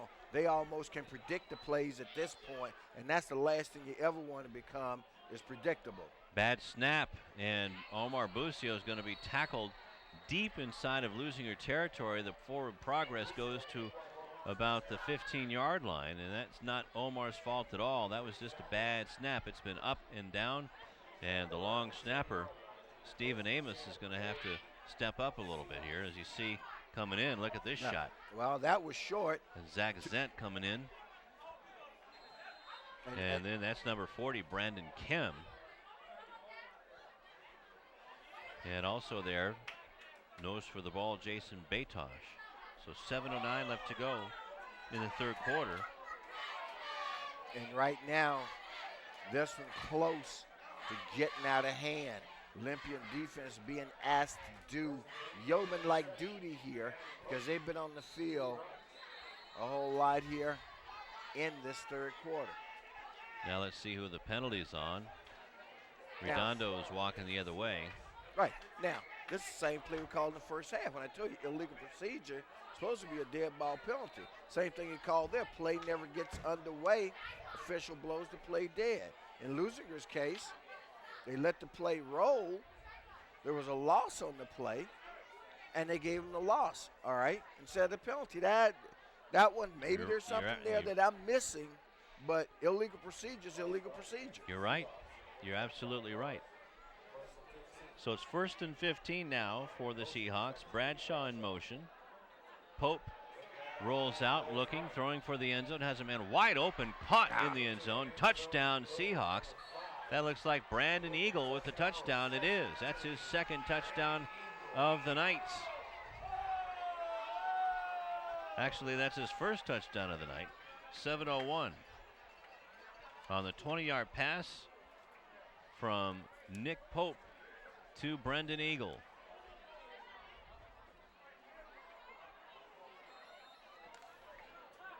And that one comes exactly 2 minutes and 44 seconds after the first score. Here at the 7:01 mark with the extra point attempt coming up. Kick is up, and it is good. So Upshaw's kick right through the uprights, right down the middle. 7:01 left to go in the third. 21-0. Redondo over Leuzinger here on homecoming. So the bad snap cashed in. Just a two-play drive, Rufus. And that took all of 8 seconds. Well, again, as what I tell you, turnovers and penalties. It's a broken record. Sit here, say it over and over and over, but I think the casual fan and certainly the Channel 22 fan who tunes in week in and week out, they know for sure what turnovers and penalties do to your effort. It hurts. It sure does. So now they'll line up again to take a kickoff. It'll be Ramaji Williams on the far side and Courtney Crockett on the near side. Bradshaw kicks it, and Williams picks it up at the 9-yard line. And he is just caught and wrangled and thrown down like a sack of potatoes by Jason Batosh. The plus side in all of this, Lou, right now for the Olympians is that Redondo, 2 scores here, came so quickly in a span of 2 minutes and 44 seconds that they've left lots of time on the clock for the Olympians. Yes, the Olympians are down by 21. However, they still have time to stay with the game plan, at least a good portion of it, because all you need is a quick score here, okay, to give yourself a chance. But you got to keep the ball away from Redondo, and you got to move it up the field. Barnes under center gives the ball to Williams, trying to go up the middle, and there's a lot of white jerseys there. As Williams maybe gets back to the line of scrimmage, it'll be 2nd down and 10. Let's go to Rashawn.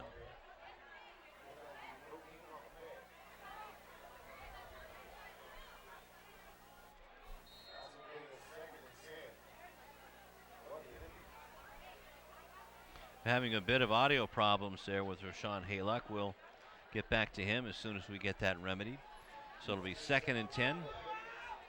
But since Rashawn was there, let me tell you, he told me between the third and fourth quarters, he's going to have an interview with the new Leuzinger basketball coach, Ali Parvaz. We'll tune in for that. And there's Betosh again, wreaking havoc in the Leuzinger backfield. And this sack goes all the way back to the 6-yard line. So a loss on the play of 14 yards, Rufus. And now we've got an injured Leuzinger Olympian down on the field, and that looks like it's a quarterback, LaRon Barnes, and that's what we spoke about earlier. Right, that's the one thing that they certainly could ill afford. John Carrier broke his ankle against Palos Verdes last week. And there you see Betosh, I should say, treating him roughly as well. And if I had to venture a guess from here, and it is only a guess, fans, but my guess right now is it looks like it may be a shoulder injury. That's not good either.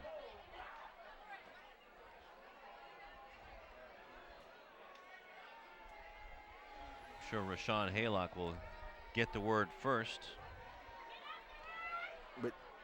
But as I was mentioning, Leuzinger basketball, of course, will come out with a new look this year, just as the football team did with a new coach in Reggie Grant. The basketball team as well will be coming out with a new head basketball coach. The very successful Reggie Morris, no longer here.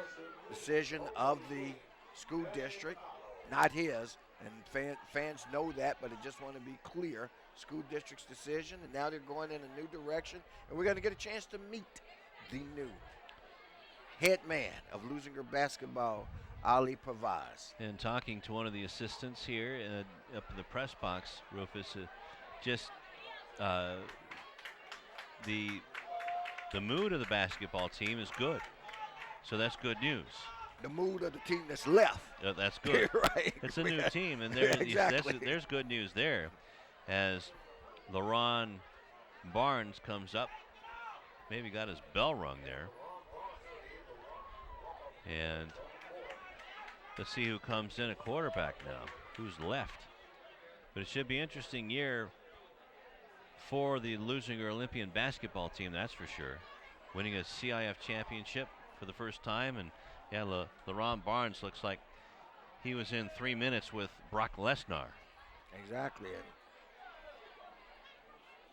Well, Brock Lesnar was in 3 minutes with Cain Velasquez, so yeah. I wouldn't exactly use Brock Lesnar right Can't now. use that anymore. I'd say looks like he was in with Cain Velasquez instead.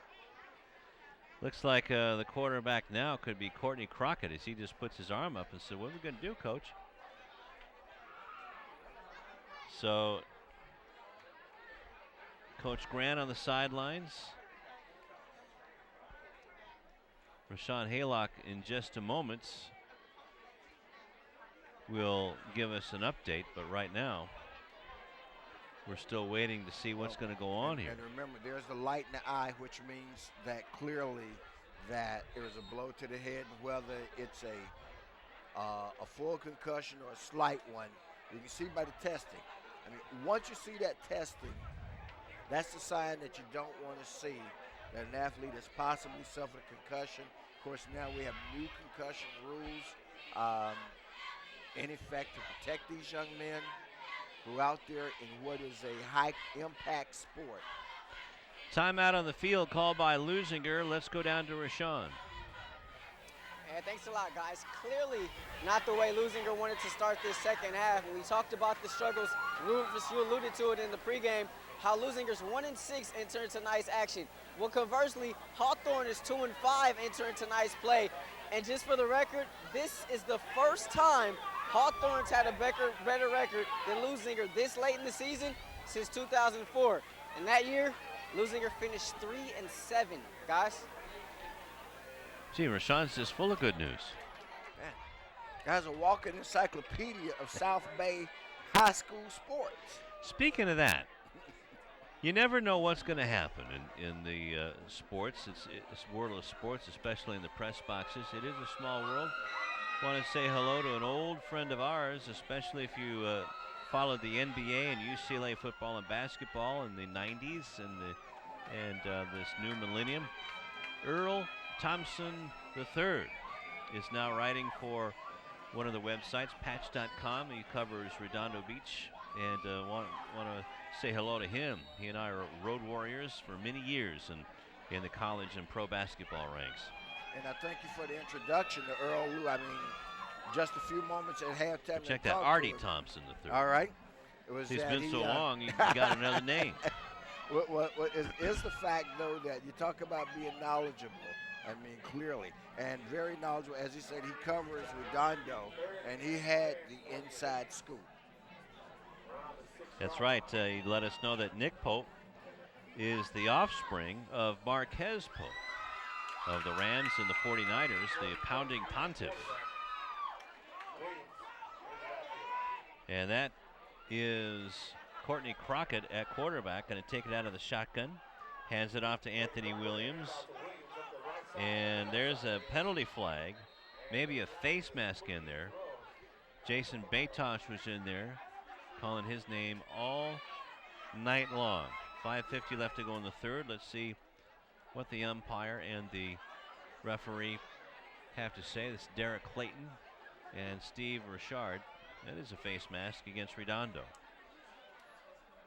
Well, that's a break. It's a small break, but it's one that the Olympians will take nonetheless. Let's see if Batosh. Well, there it is right there. The man coming in from the right. That's number 40. Looks like 44. That would be Zach Zent. Yep. So the face mask brings the ball up to the 15-yard line. So it's still, is it second and 15? Or is it third and 15? Well, let's look at the board. That's our best.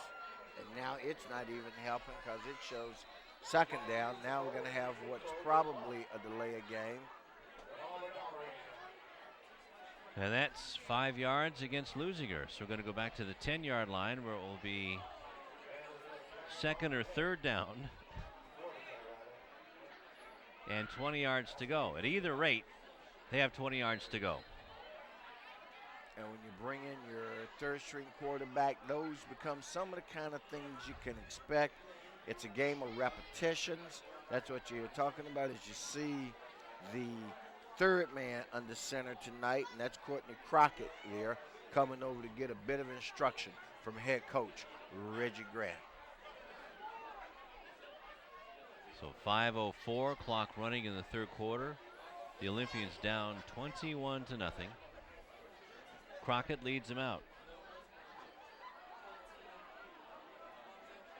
Has Kristen and Christie split wide to the near side.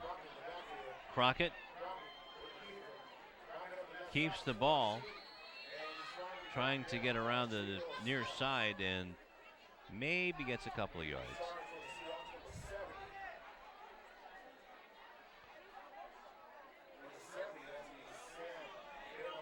So pretty much out of the Wildcat from here on in, I would imagine, Rufus. You're right, pretty much, and that's not a bad option, just a direct snap from basically a Wildcat position for the Leuzinger Olympians. Gives Crockett a few more options with it. Throwing not likely to be one of them, but again, it gives him at least a chance because he's a running back and a receiver by trade. Gives him a little bit better opportunity to see what's in front of him. Busio will kick it from his own goal line. Bradshaw backing up to the 50-yard line. No pressure and a beautiful high spiral punt to the 45. And Bradshaw trying to get a run. Actually, that's Wright. Drew Wright now could go to the end zone. He is. Touchdown, Redondo. On a beautiful run by Drew Wright, who just put it into sixth gear right around the 30-yard line and forget it. He just galloped by everybody, and it's 27-0 Leuzinger over, check that, trailing Redondo with 3:31 left to go in the third quarter. And there you see it right there. Bam. Hit the 30-yard line, and there he goes.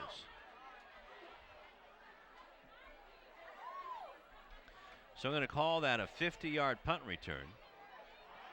Okay, And if we get a chance to see it, maybe we can see it again. what you'll see is number 45 for the Leuzinger Olympians, and this is what happens. This is one of those mental breakdowns. That's Stephen Amos. You're going to see Amos get distracted, and as a part of the distraction, Wright ran right past him. He was the last line of defense, if we see it, and he got completely involved with one of the people on the special teams, way beyond his blocking scheme on the guy. This Bradshaw attempt will be out of the hole of Eric Brown.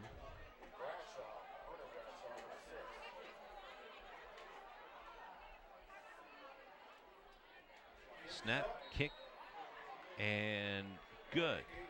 3:31 left to go in the third, 28-0. Redondo, let's go down to Rashawn. Hey, thanks a lot, guys. If it couldn't get any worse for this Leuzinger football team here tonight, quarterback LaRon Barnes has been diagnosed with a concussion. Now remember, Barnes was the second-string quarterback. Leuzinger's now down to their third-string quarterback, which is Crockett. Remember, Crockett filled in for Barnes at receiver. Now he's filling in for Barnes at quarterback. Did you get all that? Back up to you. Nope. What did he say? Well, the key thing he said, which means that if I have my understanding of the rules correct, first of all, if he's been diagnosed with concussion, right, that means he's out for this game and also out for the next game. Okay. Okay. That's a precaution, of course. All right. Now Now you you're see. going to see. Look at the top of your screen, right there. See number 45 completely turned around, out of the play, out of what's going on. Stephen Amos, and it's not his fault, but boy, he had a shot that could have prevented that score. Bradshaw kicking it high end over end.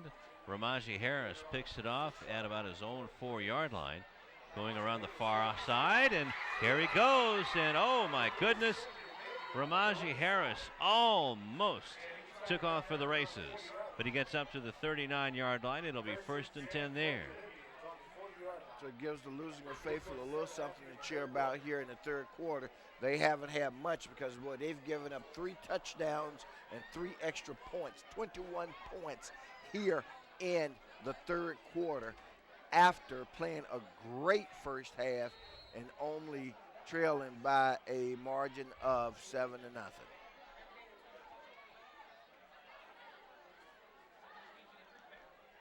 3:27 left to go. It'll be Christie and Christensen, or Christian, split wide to the near side. Out of the shotgun, hand off to Anthony Williams, trying to push the pile forward. Somehow gets out of it, and he has an open field. Here comes Williams, finally caught down, loses the ball, picked up by Crockett, and he gets another 5 yards. Christian Fernandez with the tackle on Anthony Williams. That looked like it was almost a lateral, dare I say, to Courtney Crockett. Let's watch it. Certainly did, and you'll see it in the replay here. Well, actually, the main thing that happened was he got hung up in the line, saw nothing was there, and was able to bounce out of it. Well, that was a strip. Looked like a lateral, but it was a strip, but Leuzinger in the form of Courtney Crockett in the right place at the right time, as you said, picked up another 5 yards on the play. So 33 yards.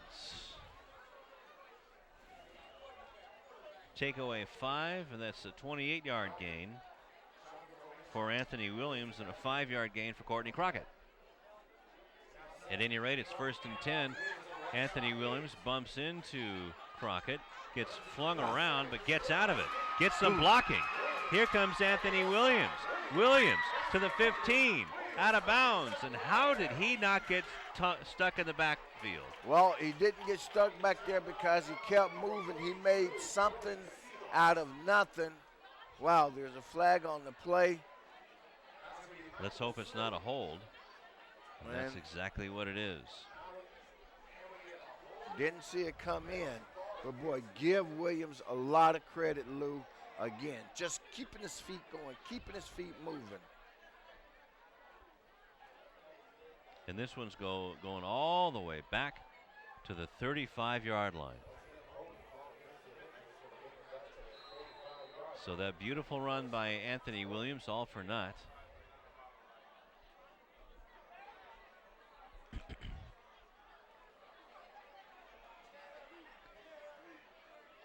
So instead of 1st and 10 from inside the 15, it's 1st and about 18. And up the middle, acting like a bull in a china closet, is Luatololo. He hit the hole there, gets maybe about a yard. Lolo, the 5'10", 183-pound sophomore fullback. So no gain on that one. So you see the quarterback now, Courtney Crockett. Courtney, a 5'10", 165-pound junior.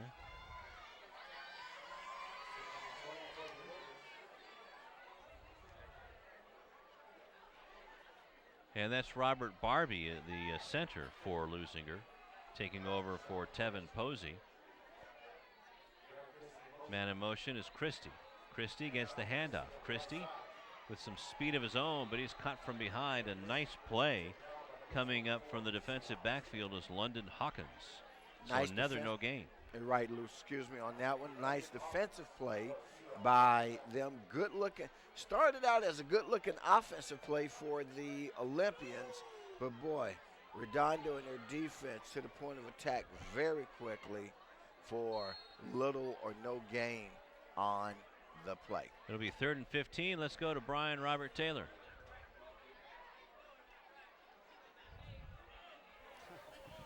Hey guys, listen, a little bit of drama over on the Redondo Beach side. Coaching staff over there, they're kind of getting after the quarterback Nick Pope and his receivers. Apparently there's still some blown assignments going on there, okay guys? They're not really following the game plan like they like, even though they're up now, of course, 27-0. And their defense is playing stellar. Had a few chances to talk to, a few seconds whether to talk to Nick. I said, coaches are really happy with you. He goes, yeah, he's not really happy with the adjustments I'm making. We're changing the personnel and out.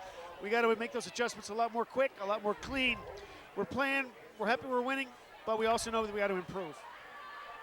Flag on the play after Courtney Crockett got a lot of that yardage back, Rufus, to about the 15-yard line. But preliminary signal, Lewis, that it's another holding penalty against the Leuzinger. Going to assume somewhere in the offensive line there. We'll see what the referee Richard says, but that was the early signal, and that is the indication that it's holding against the Olympians. And so now they're going in the wrong direction. They've been pushed back to the 45-yard line. I'm sure that the Leuzinger Olympians would rather be yelled at for missed assignments up 28-0 rather than shooting off. Well, they don't have a foot to shoot anymore with 30 seconds left to go in the third quarter. Lone man of the backfield is Anthony Williams. Out of the shotgun is Courtney Crockett. Christie in motion. Gets the ball to Anthony. Anthony gains maybe a couple of yards, but a good defensive play by Spiewak to stay in his lane. Actually, that was Michael Saw. Stayed in his lane and kept an eye on Anthony Williams, or that would have been a bigger gain. Watch Saw there, number 42. And you called it exactly right, Lou. That's what you call staying in your lane, waiting for the play to unfold in front of you. He doesn't pursue trying to go to get the sack or anything. It's like, okay, this is my area to protect. And he protects his area, and the play comes directly to him. Timeout on the field. We're going to switch sides and get the final stanza going. And before we do that, let's take a timeout on Channel 22. Actually, no. We're going to talk to the new head coach of Leuzinger basketball. Let's go to Rashawn. Hey, thanks a lot, guys. I'm down here with the new head boys basketball coach here at Leuzinger High School, Ali Pervaz. So far, how's it going? So far, it's great, man. I mean, out here, it's really a family atmosphere, you know, from the administration down to the other sports, all the teachers, the kids really welcome me in, and, you know, the transition's been great. Now, tell us a little bit about yourself. Where'd you come from, and how'd you make it here? I came from South Pasadena High School. I was out there. Previously, I was coaching. I was assistant coach at Canyon High School in Anaheim. Went to South Pasadena where I was doing the varsity for about 4 seasons. And came over here, teaching position, a great school, rich basketball tradition. I came calling, and I was fortunate enough, Dr. Smith and Mr. Mendez went ahead and hired me. Now, some coaches may be reluctant, considering this team is coming off of a CIF championship, to come in and take over a job with such high expectations. Why is this the right job for you? Well, I mean, we tell our kids we want to have high expectations for them. That's what we always tell the kids in any walk of life, whether it's sports, whether it's academics, whether it's business. We want them to have high expectations. So to shy away from something because it has high expectations, I think it sends the wrong message. We want to come in here. Yeah, it's a challenge, but it's a challenge that I welcome. It's a challenge that I know the kids welcome because ever since I've been out there, they've been working really, really hard.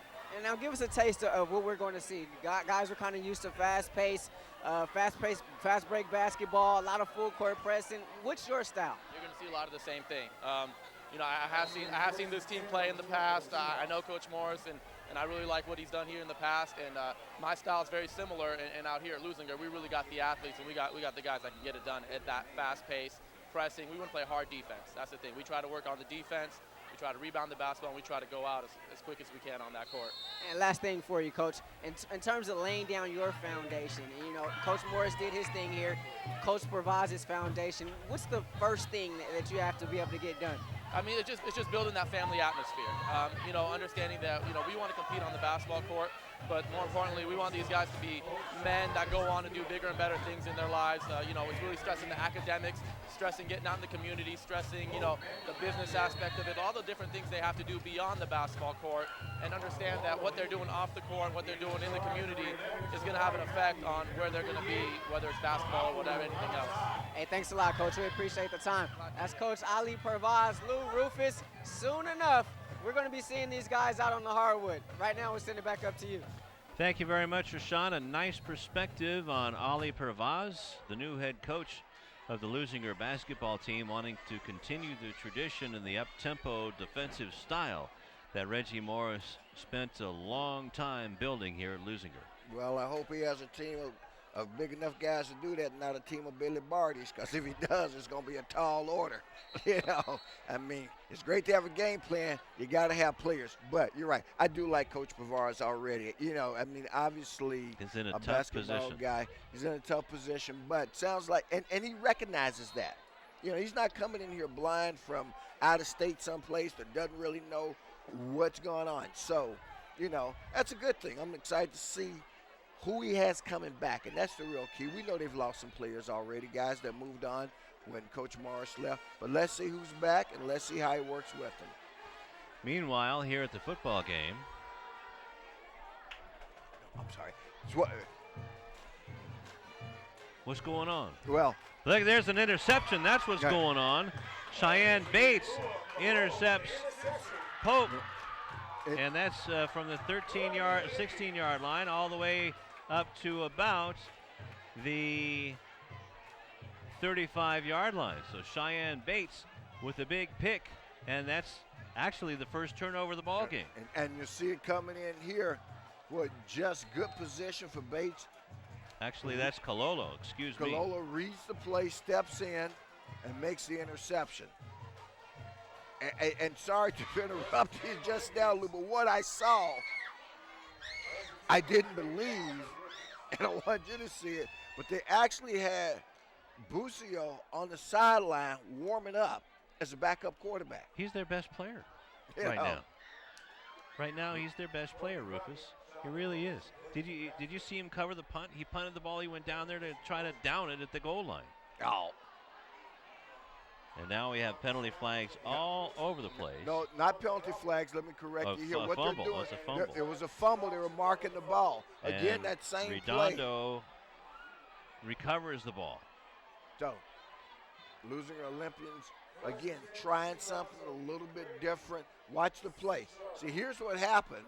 Number 5 for the Olympians, who's Devin Christie, is running between the quarterback and the center in motion. The ball was snapped as he was going by. He wasn't intended to receive it. It hits him. It's a fumble. Boom. So the interception all goes for naught. So Redondo covers at the 37. with 10:06 left to go in the ball game.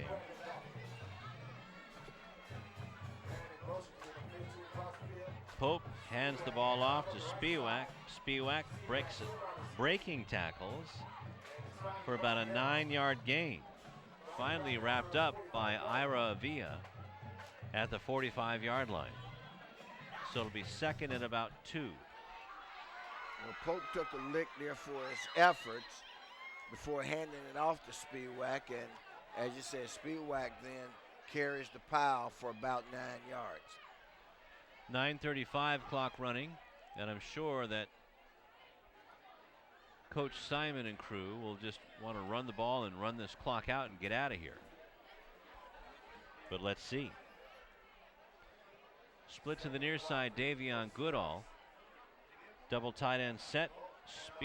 Kim, I should say. Brandon Kim is denied a first down, but we'll see what the spot is. And that was Cheyenne Bates on the tackle. And this one's going to be close. The ball spotted initially at about the 46-yard line. It's going to be third and less than 1.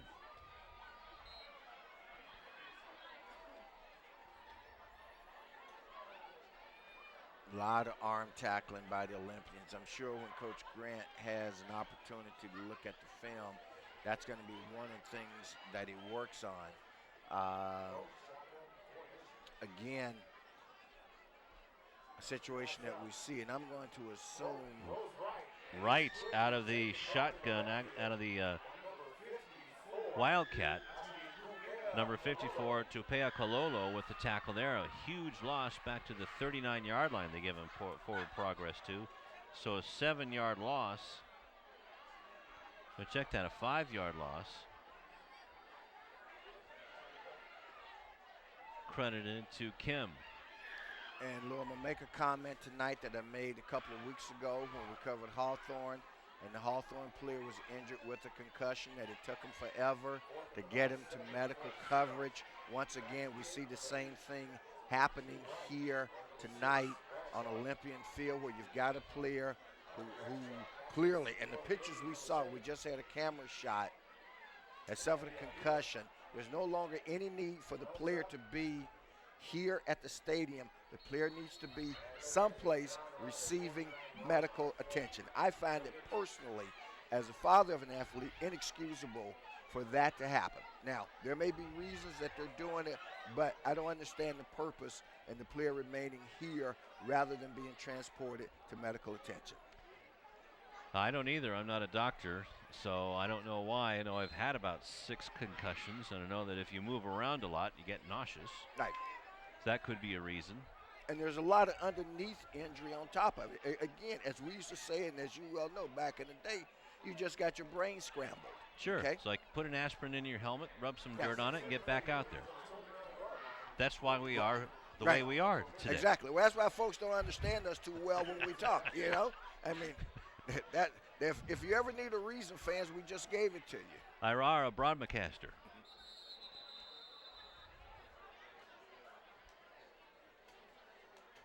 I speaks for a living.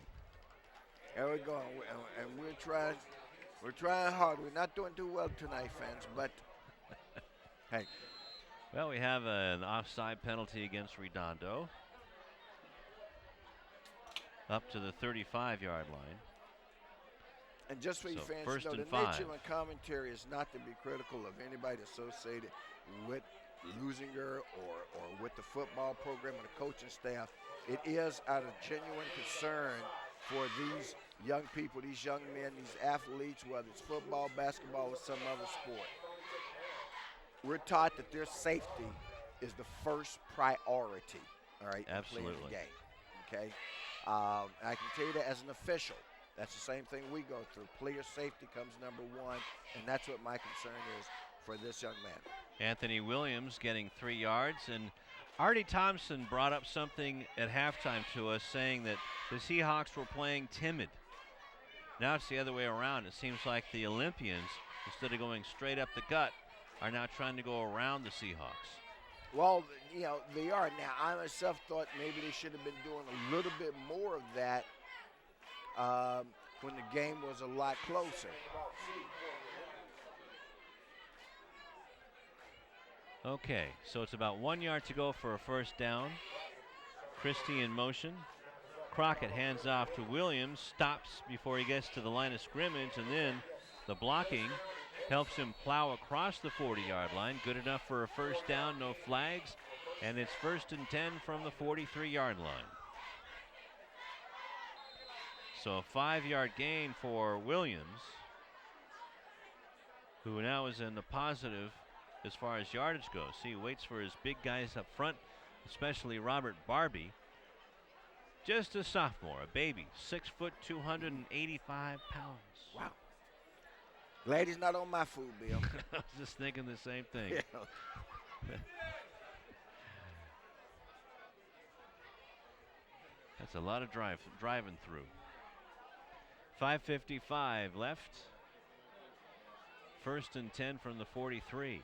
Crockett pitches to Williams, waiting for blocking. Now comes back the other way, has a little bit of room, and still on the run. Gets to midfield, and before he's shoved out of bounds, Anthony Williams again making something without a whole lot in the cupboard. Williams doing a good job, and he's a master at that, Lou. At least he's shown us that tonight, as we'll see again, the ability to take nothing and turn it into something. And all of that, and he's credited with 4 yards. To be honest, We'll I give thought him 5. I actually thought he picked up an extra yard or two. So did I. From where we saw on our monitor, looked like he was a lot closer to the 50-yard line. But again, we don't have the depth of perception to see whether or not he stepped out of bounds, which apparently he did. 5:40 left to go in the ball game. Barbie comes out to lead the offensive line. Split out to the far side, Ramaji Williams.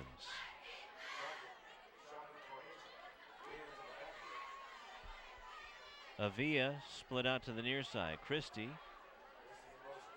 And now the ball is dropped by Crockett, picked up by Avia.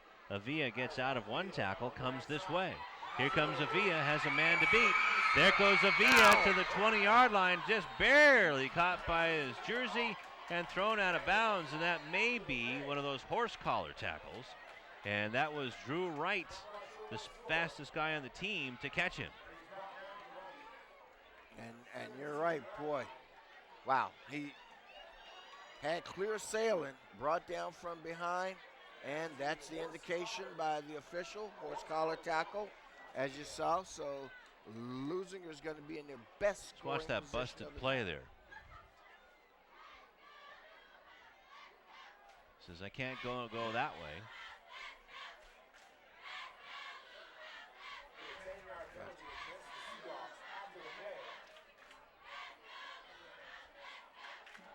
A 35-yard run for Avia.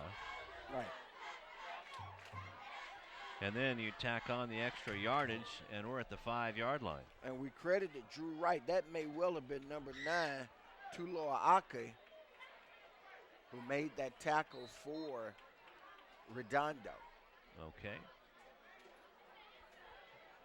And this is down near the goal line as Williams gains 4 yards to the 1. So 2nd and goal. As look at the nice blocking up front, Rufus. They're still out there pushing and shoving. Still out there. And right now, they'd love to get a score here. Absolutely. I mean, nobody likes shutouts. At least you don't want to be on the short end of the shutout. You don't want to be handed the goose egg. You don't want to be left with that. Okay, protect the ball. First things first, protect the ball, nothing fancy. Just go straight up the middle. Crockett out of the shotgun, hands it off to Williams. He goes right into the end zone. Touchdown, Leuzinger. And I tell you what, Rufus, there was a huge hole opened on the right side or the left side. Robert Barbie was there. Number 65 is there as well, number 65.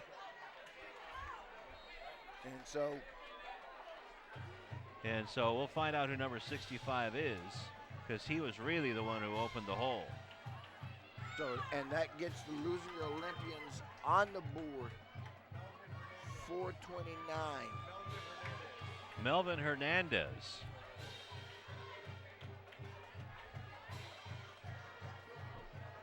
There he is right in front of me. So now the extra point try is turned into a 2-point conversion. Do they get it? I don't think. Don't no think good. they did. Okay. 4:29 left to go, and it's 28-6. At least the goose egg is broken.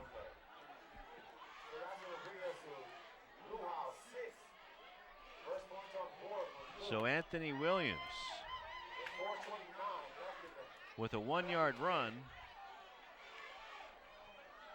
gets the 6 points. Gets the 6 points, but again, another area, boy, there's so many things you got to work on here. As we see Williams, again, just go in, standing up, basically, scores a touchdown. But the snapping game, they've got to work on this week in practice. Stephen Amos probably just wants to have a mulligan here. So 3 minutes and 5 seconds, a 6-play drive that covered 71 yards, capped off by Williams and his 1-yard run. Leuzinger. That was a gritty touchdown. It was. It was indeed. But The drive. A good one. And let's give him credit.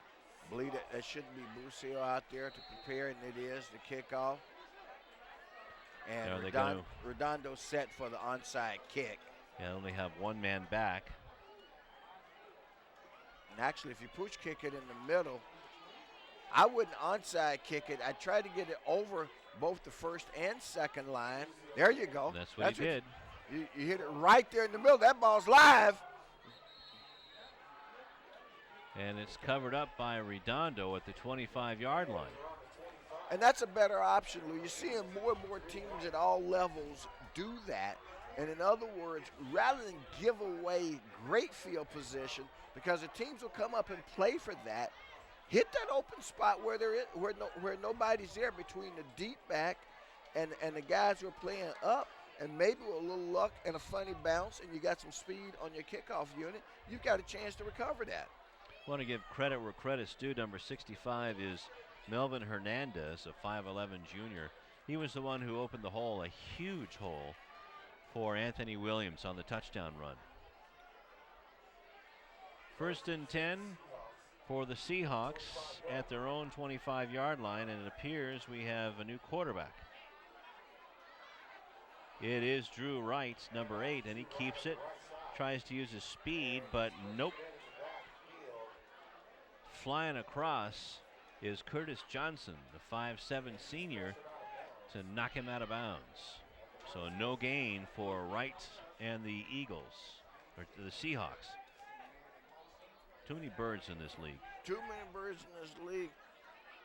See Rayshawn down with a couple of members of the cheer squad. I'm sure we'll have him later. And want to give a big shot. Oh, is he down? Let's go to Rayshawn then. Okay. All right. Oh, okay. So we'll keep it here. Then Rashawn can just fake it and have those two pretty cheerleaders just bookend him for a while. So no gain for Wright, who takes over for Nick Pope. And the handoff, was that to Kim? Couldn't tell because Leuzinger Olympians were flying in on him like a fly in a popsicle on the sidewalk. Yep, that's Kim. And maybe a loss of a yard. They'll give him a no gain. How about that? And the Olympian cheerleaders, I got to tell you, putting on a real show for the fans tonight. Want to give them a shout out. Once again, want to recognize and acknowledge Seesaw Castillo and Melly McCullough, who were the king and queen of homecoming 2010, respectively. And I got to tell you, the cheer squad with the choreographed routine to Thriller at halftime, and now fun. Here on the sidelines, they're putting on a little extra. So the fans will go home disappointed at the scoreboard, but they won't be disappointed at the fun that they've had tonight. Lots of entertainment, lots of fun. And the football and the basketball teams have really done a good job in getting everybody in the community involved. And look at the size of the Spirit Squad now. There might have been about 3 or 4 when you and I first started working together at Leuzinger. And now we get big crowds everywhere we go. And let's see if we can go to Rashawn now. Hey, thanks a lot, guys. I'm here with two of the senior captains of this year's cheerleading squad, Shania and then Heaven to my left. First, I'm going to start with you, Shania. As a senior, this being homecoming, what all went into this tonight? I know you guys are doing a thriller at halftime. How much preparation went into this final homecoming for you? Okay, so we had to practice from 6th period, which started at around 2 o'clock, all the way till 6 o'clock. We had to do very, very, very long practices, and we practiced all week. How hard is it for you guys as cheerleaders when Leuzinger is the football team is losing like this to try to keep everybody involved in the game? I don't think it's so much of the football team. I think it's the crowd. If the crowd pump up us and we pump up the crowd, like, it'll be a fun game, whether they lose or not. Now, homecoming is tomorrow, Heaven. We were talking about that a little bit earlier on. You excited about that? Of course I'm excited. What's going on? Where's it at? Tell me all the details. It's at the LAX Marriott. It starts at 7.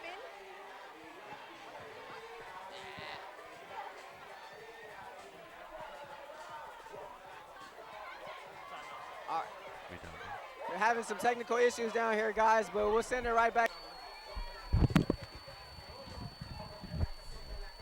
All right, thank you very much, Rashawn. And timeout was charged to Leuzinger. and that's, let's see, that's they have one timeout left. Because it's 4th down and 7 yards to go. They're going to punt it away. Standing back to receive the punt is Ira Avila. We saw his speed a little earlier. Bradshaw getting set to punt. Clock showing 35 seconds. There may be more time than that. Don't know if that's, well, no. Unless they had a 4-minute drive, which I don't think so. The ball hasn't moved. And they're getting that straightened out now. Whatever it is, that's what the clock, boy, it's all. So it's 28-6. There we get it back. Okay. G knows how to get it done.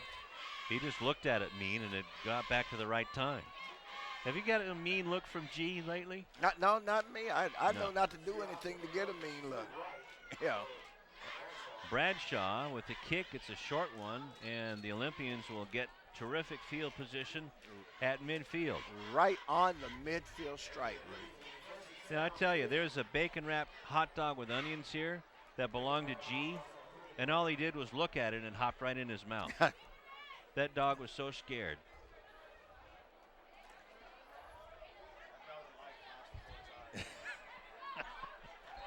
That was a good dog, good dog.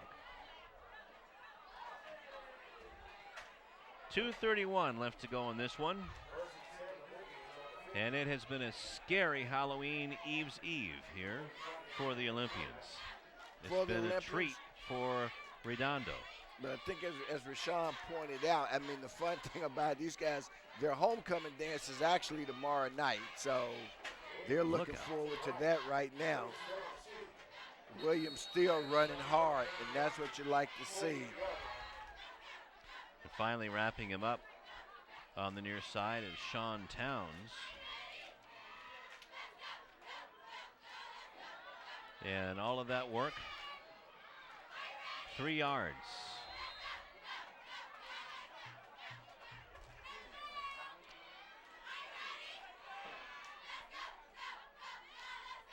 So Anthony Williams had 7 carries for 10 yards in the first half.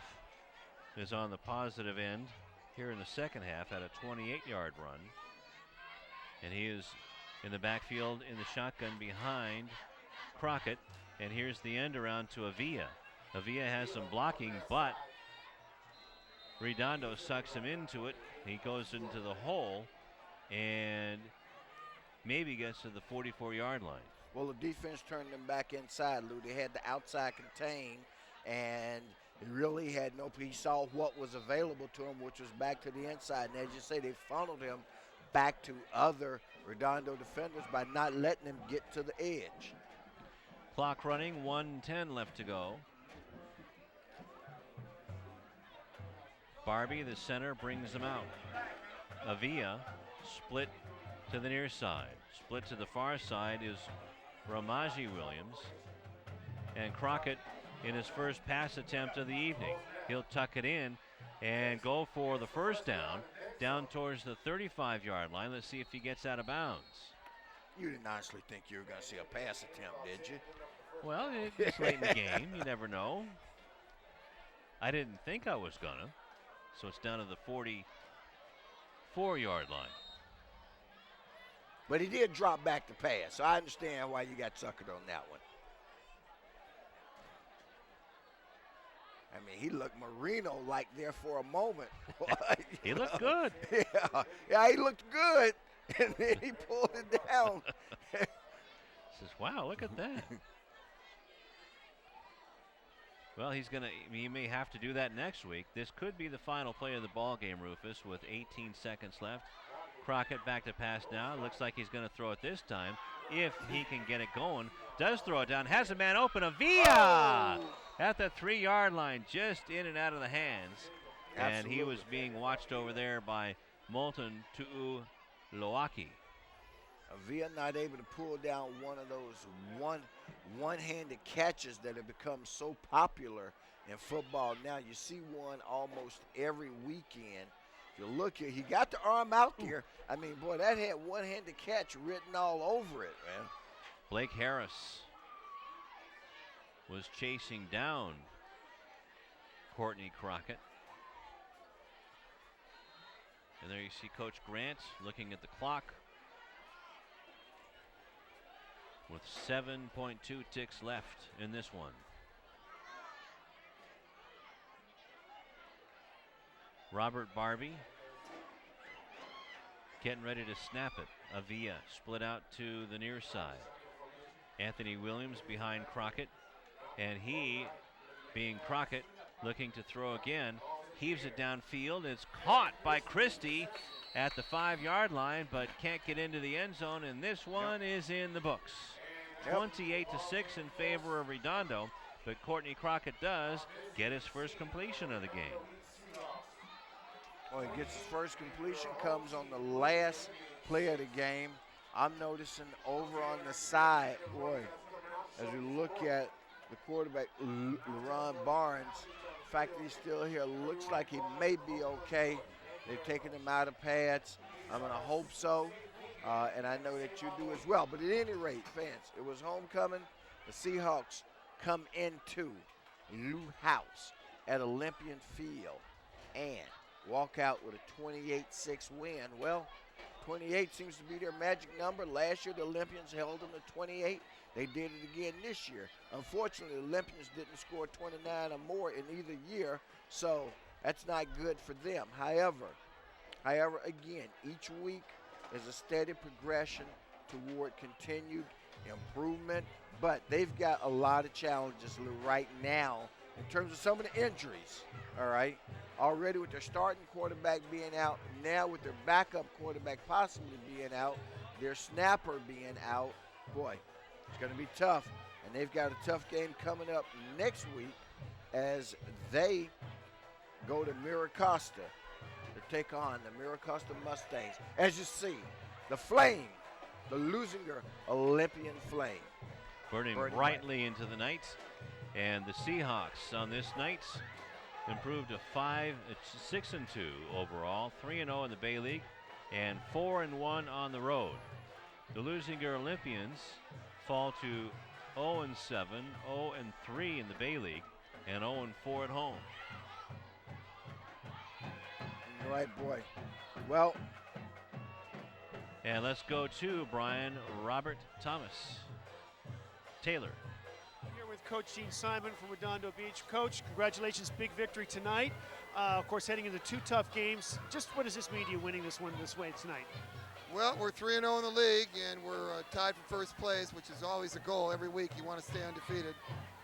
We had to come over here and beat Leuzinger at their homecoming, and we knew they had some explosive athletes. And with a new coach, it's taken a while for them, but they looked a lot better tonight. I'm happy to say that they played pretty well, I thought. Kept us on the run a little bit even. So it wasn't a work of art by us, but we're happy to get out here with a win.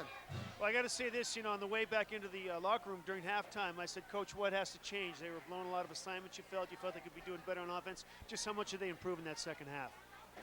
Well, I think our guys did come out and establish a run game a little bit. We hit a couple of big plays, which are always nice, but we want to be a team that can go down and grind it out 15, 20 plays if we need to and score. Leuzinger provided a couple of holes for us, and we found him and got a couple big plays and got a little cushion there in the third quarter. We like that. All right, well, thanks so much for talking to us. Good luck. I know you want to get in with your guys. Thanks a lot, Coach. Thanks. All right, thank you, Brian Robert Thomas, Taylor. And I made an error. The Leuzinger Olympians have one win. They're not 0-6, they're 1-6. Actually 1-7 now. And with that, let's go to Rashawn. Hey, thanks a lot, guys. I'm down here with Coach Grant. Coach, we just talk about it all the time. Inexperience. There's no substitute for experience. We talked about that a little bit before the game. Is that kind of what happened here in the second half? Well, we showed our youth in the second half. It's a tough thing. We're a great team and great program, and we're just trying to move to the next level. So we played pretty good football that first quarter, fairly good football the second quarter, and then we just couldn't keep that going, and we just made some minor mistakes that turned into another loss for us. Yeah, I know you haven't had a chance to address your team yet. What are you going to tell them when you get in there in the locker room after this interview? We're getting better. It's not good enough, of course, and we just have some things to work on starting tomorrow morning. And moving forward next week, what are some of those things that you plan to work on? It's the same old thing. Mental errors, tackling people, catching the ball, consistency, no penalties. It's the small things in football, just like in life. It's 1 inch at a time, and sometimes you move about 12 inches, and we go back about 36. So we've moved forward a little bit, but just need to keep moving forward a little faster. You guys got beat up a little bit here tonight. Tevin Posey went down with an injury. Also down to your third-string quarterback. I don't care what level you play. Being down to your third-string quarterback is tough. How do you address those issues going forward? You just have to, everybody's got to step up, right? I mean, it creates an opportunity for somebody else to show what they can do. Hey, thanks a lot, Coach. We appreciate the time. My pleasure. Have a great evening. Thanks a lot. That's Coach Grant Leuzinger taking the loss here tonight. He always talks about it. There is no substitute for experience, and it was just one mistake after another that kind of hurt this Leuzinger team here in this second half. Guys, that's for right now. We'll send it back up to you. All right, thank you very much, Rashawn Haylock. Always a terrific job from him, and getting right to the point with Coach Reggie Grant, who walks off on his own. A long walk back to that Leuzinger locker room. And Rufus, what a game it was for the Redondo Beach Union High School Seahawks, 28-6, as Nick Pope had a terrific night, had 2 touchdown passes, 58 yards and 25 yards. But the defense for Leuzinger pretty much neutralized Ryan Spiewak, the junior running back for the Redondo Union Seahawks. But then it was for right coming back into the third quarter, number 8, Drew Wright, came in, and he was the spark plug that the Seahawks needed to really get past the Leuzinger Olympians here tonight. And if it wasn't for him, we still might be playing here somewhere. You're exactly right, Lou. Drew Wright with 2 touchdowns there in the third quarter, in which Redondo exploded on the Olympians for 21 points. Coach Grant so correct in his assessment that, boy, for the first half, we played them about as well as we could play them. Went in the locker room only down 7-0. And that was really courtesy of a busted play where they got suckered in on a screen pass. That's the inexperience he talked about. Right. Then you had the turnovers and so forth. The other thing I heard him say I want to comment on, because you heard me talk about it during the game, and that was the poor tackling. They've got to do a better job, and this is something that guys are seeing at every level. They go for the ball. We were taught when you play to wrap the guy up. Now everybody wants to try to punch the ball out, so rather than doing that. So, those are the kinds of things that he understands with his team, and as he said, it's little things, and hopefully they'll get it turned around this year by and large. Not to put it in perspective. Any playoff possibility is now gone. Right. All right, but you can start to build for next year, and I think that's a lot of what Coach Grant will start to do. We'll start working on putting together his program for next year. However, take nothing away from Redondo Union. They're sitting at the top of the Bay League, and this win tonight simply solidifies their position at the top of the Bay League, and it also guarantees them, I guarantee you, a playoff spot as we move toward that part of the season, because we're 7 games in with 3 to go. That's right. And if you want to talk about the Leuzinger growth here under Reggie Grant and the tackling, he did say that both of the lines, the offense and the defense, which are key to Leuzinger's success, they have to go both ways. And so that's tough on anybody to go that long, to go 48 minutes and play football on the line and be a success against programs like Redondo, where they have some horses that they can trade in and out. Exactly. And you know what? I will say this about that. This is where your offense has to help you. It's a heck of a lot harder to play defense than it is offense, you know, in terms of just your whole mentality, your energy, and everything else. You know, it's kind of like we teach guys in basketball. You work on defense, rest on offense. And that's somewhat the same thing there, especially when you got most of your guys playing 2 ways. And that's something, that's an area of the game where you got to work on more ball control, keeping the ball in the hands of the offense to give those same guys an opportunity to get and catch their breath on the defensive side. Why don't you and I catch our breath, and we'll go back down to the field for some final thoughts from Rashawn and Brian. Yeah, thanks a lot, guys. Obviously, while you guys were up there calling the game in the booth, me and Brian Robert Taylor down here on the field, some of the observations that we noticed down here on the sideline. First, Brian, I think it was evident that Redondo, coming off that slim margin last week against West Torrance, felt like they didn't prepare. They didn't give West as much credit and kind of almost let that game get away. It was determined they weren't going to let that happen here in the second half. No doubt. You know, you could just kind of feel it on the bench as they were going into halftime. They said, we got to make this different. You know, it's sort of not enough for their coach to win. You know, they want to win the right way. They want to do it by the fundamentals. They want to make sure that they're getting all their assignments done that they're supposed to on offense. That was a big part of the conversation. A lot of drama on the side, but it's good-natured drama. There's a real cohesiveness to this team, and you can really feel the respect the guys have for the coach and he for his players. The esteem is really good. So it's just like, hey, they want to gird each other to go better, to be better at all times. They know they can be better than they were last week, and they really felt they've turned it out tonight. They could have done better even now. They're looking to go forward those next 2 games against Miracosta and Palos Verdes. Yeah, definitely. Those are 2 close games, and the league is definitely going to be decided in those last 2. PV was undefeated before losing to Miracosta last week, and then, of course, Miracosta undefeated, the prohibited favorites to win this league. But, Brian, you talked about drama a little bit during your hits during the game. Elaborate on that a little bit. In terms of that drama, how do you feel like that helped propel them here tonight? Well, the coaches on the Redondo Beach side, they just got after him. The head coach and the offensive coach, they just came over. And the upshot was, hey, guys, come on. We've been through this. You're better than this. You got to show. You got to step up to the plate.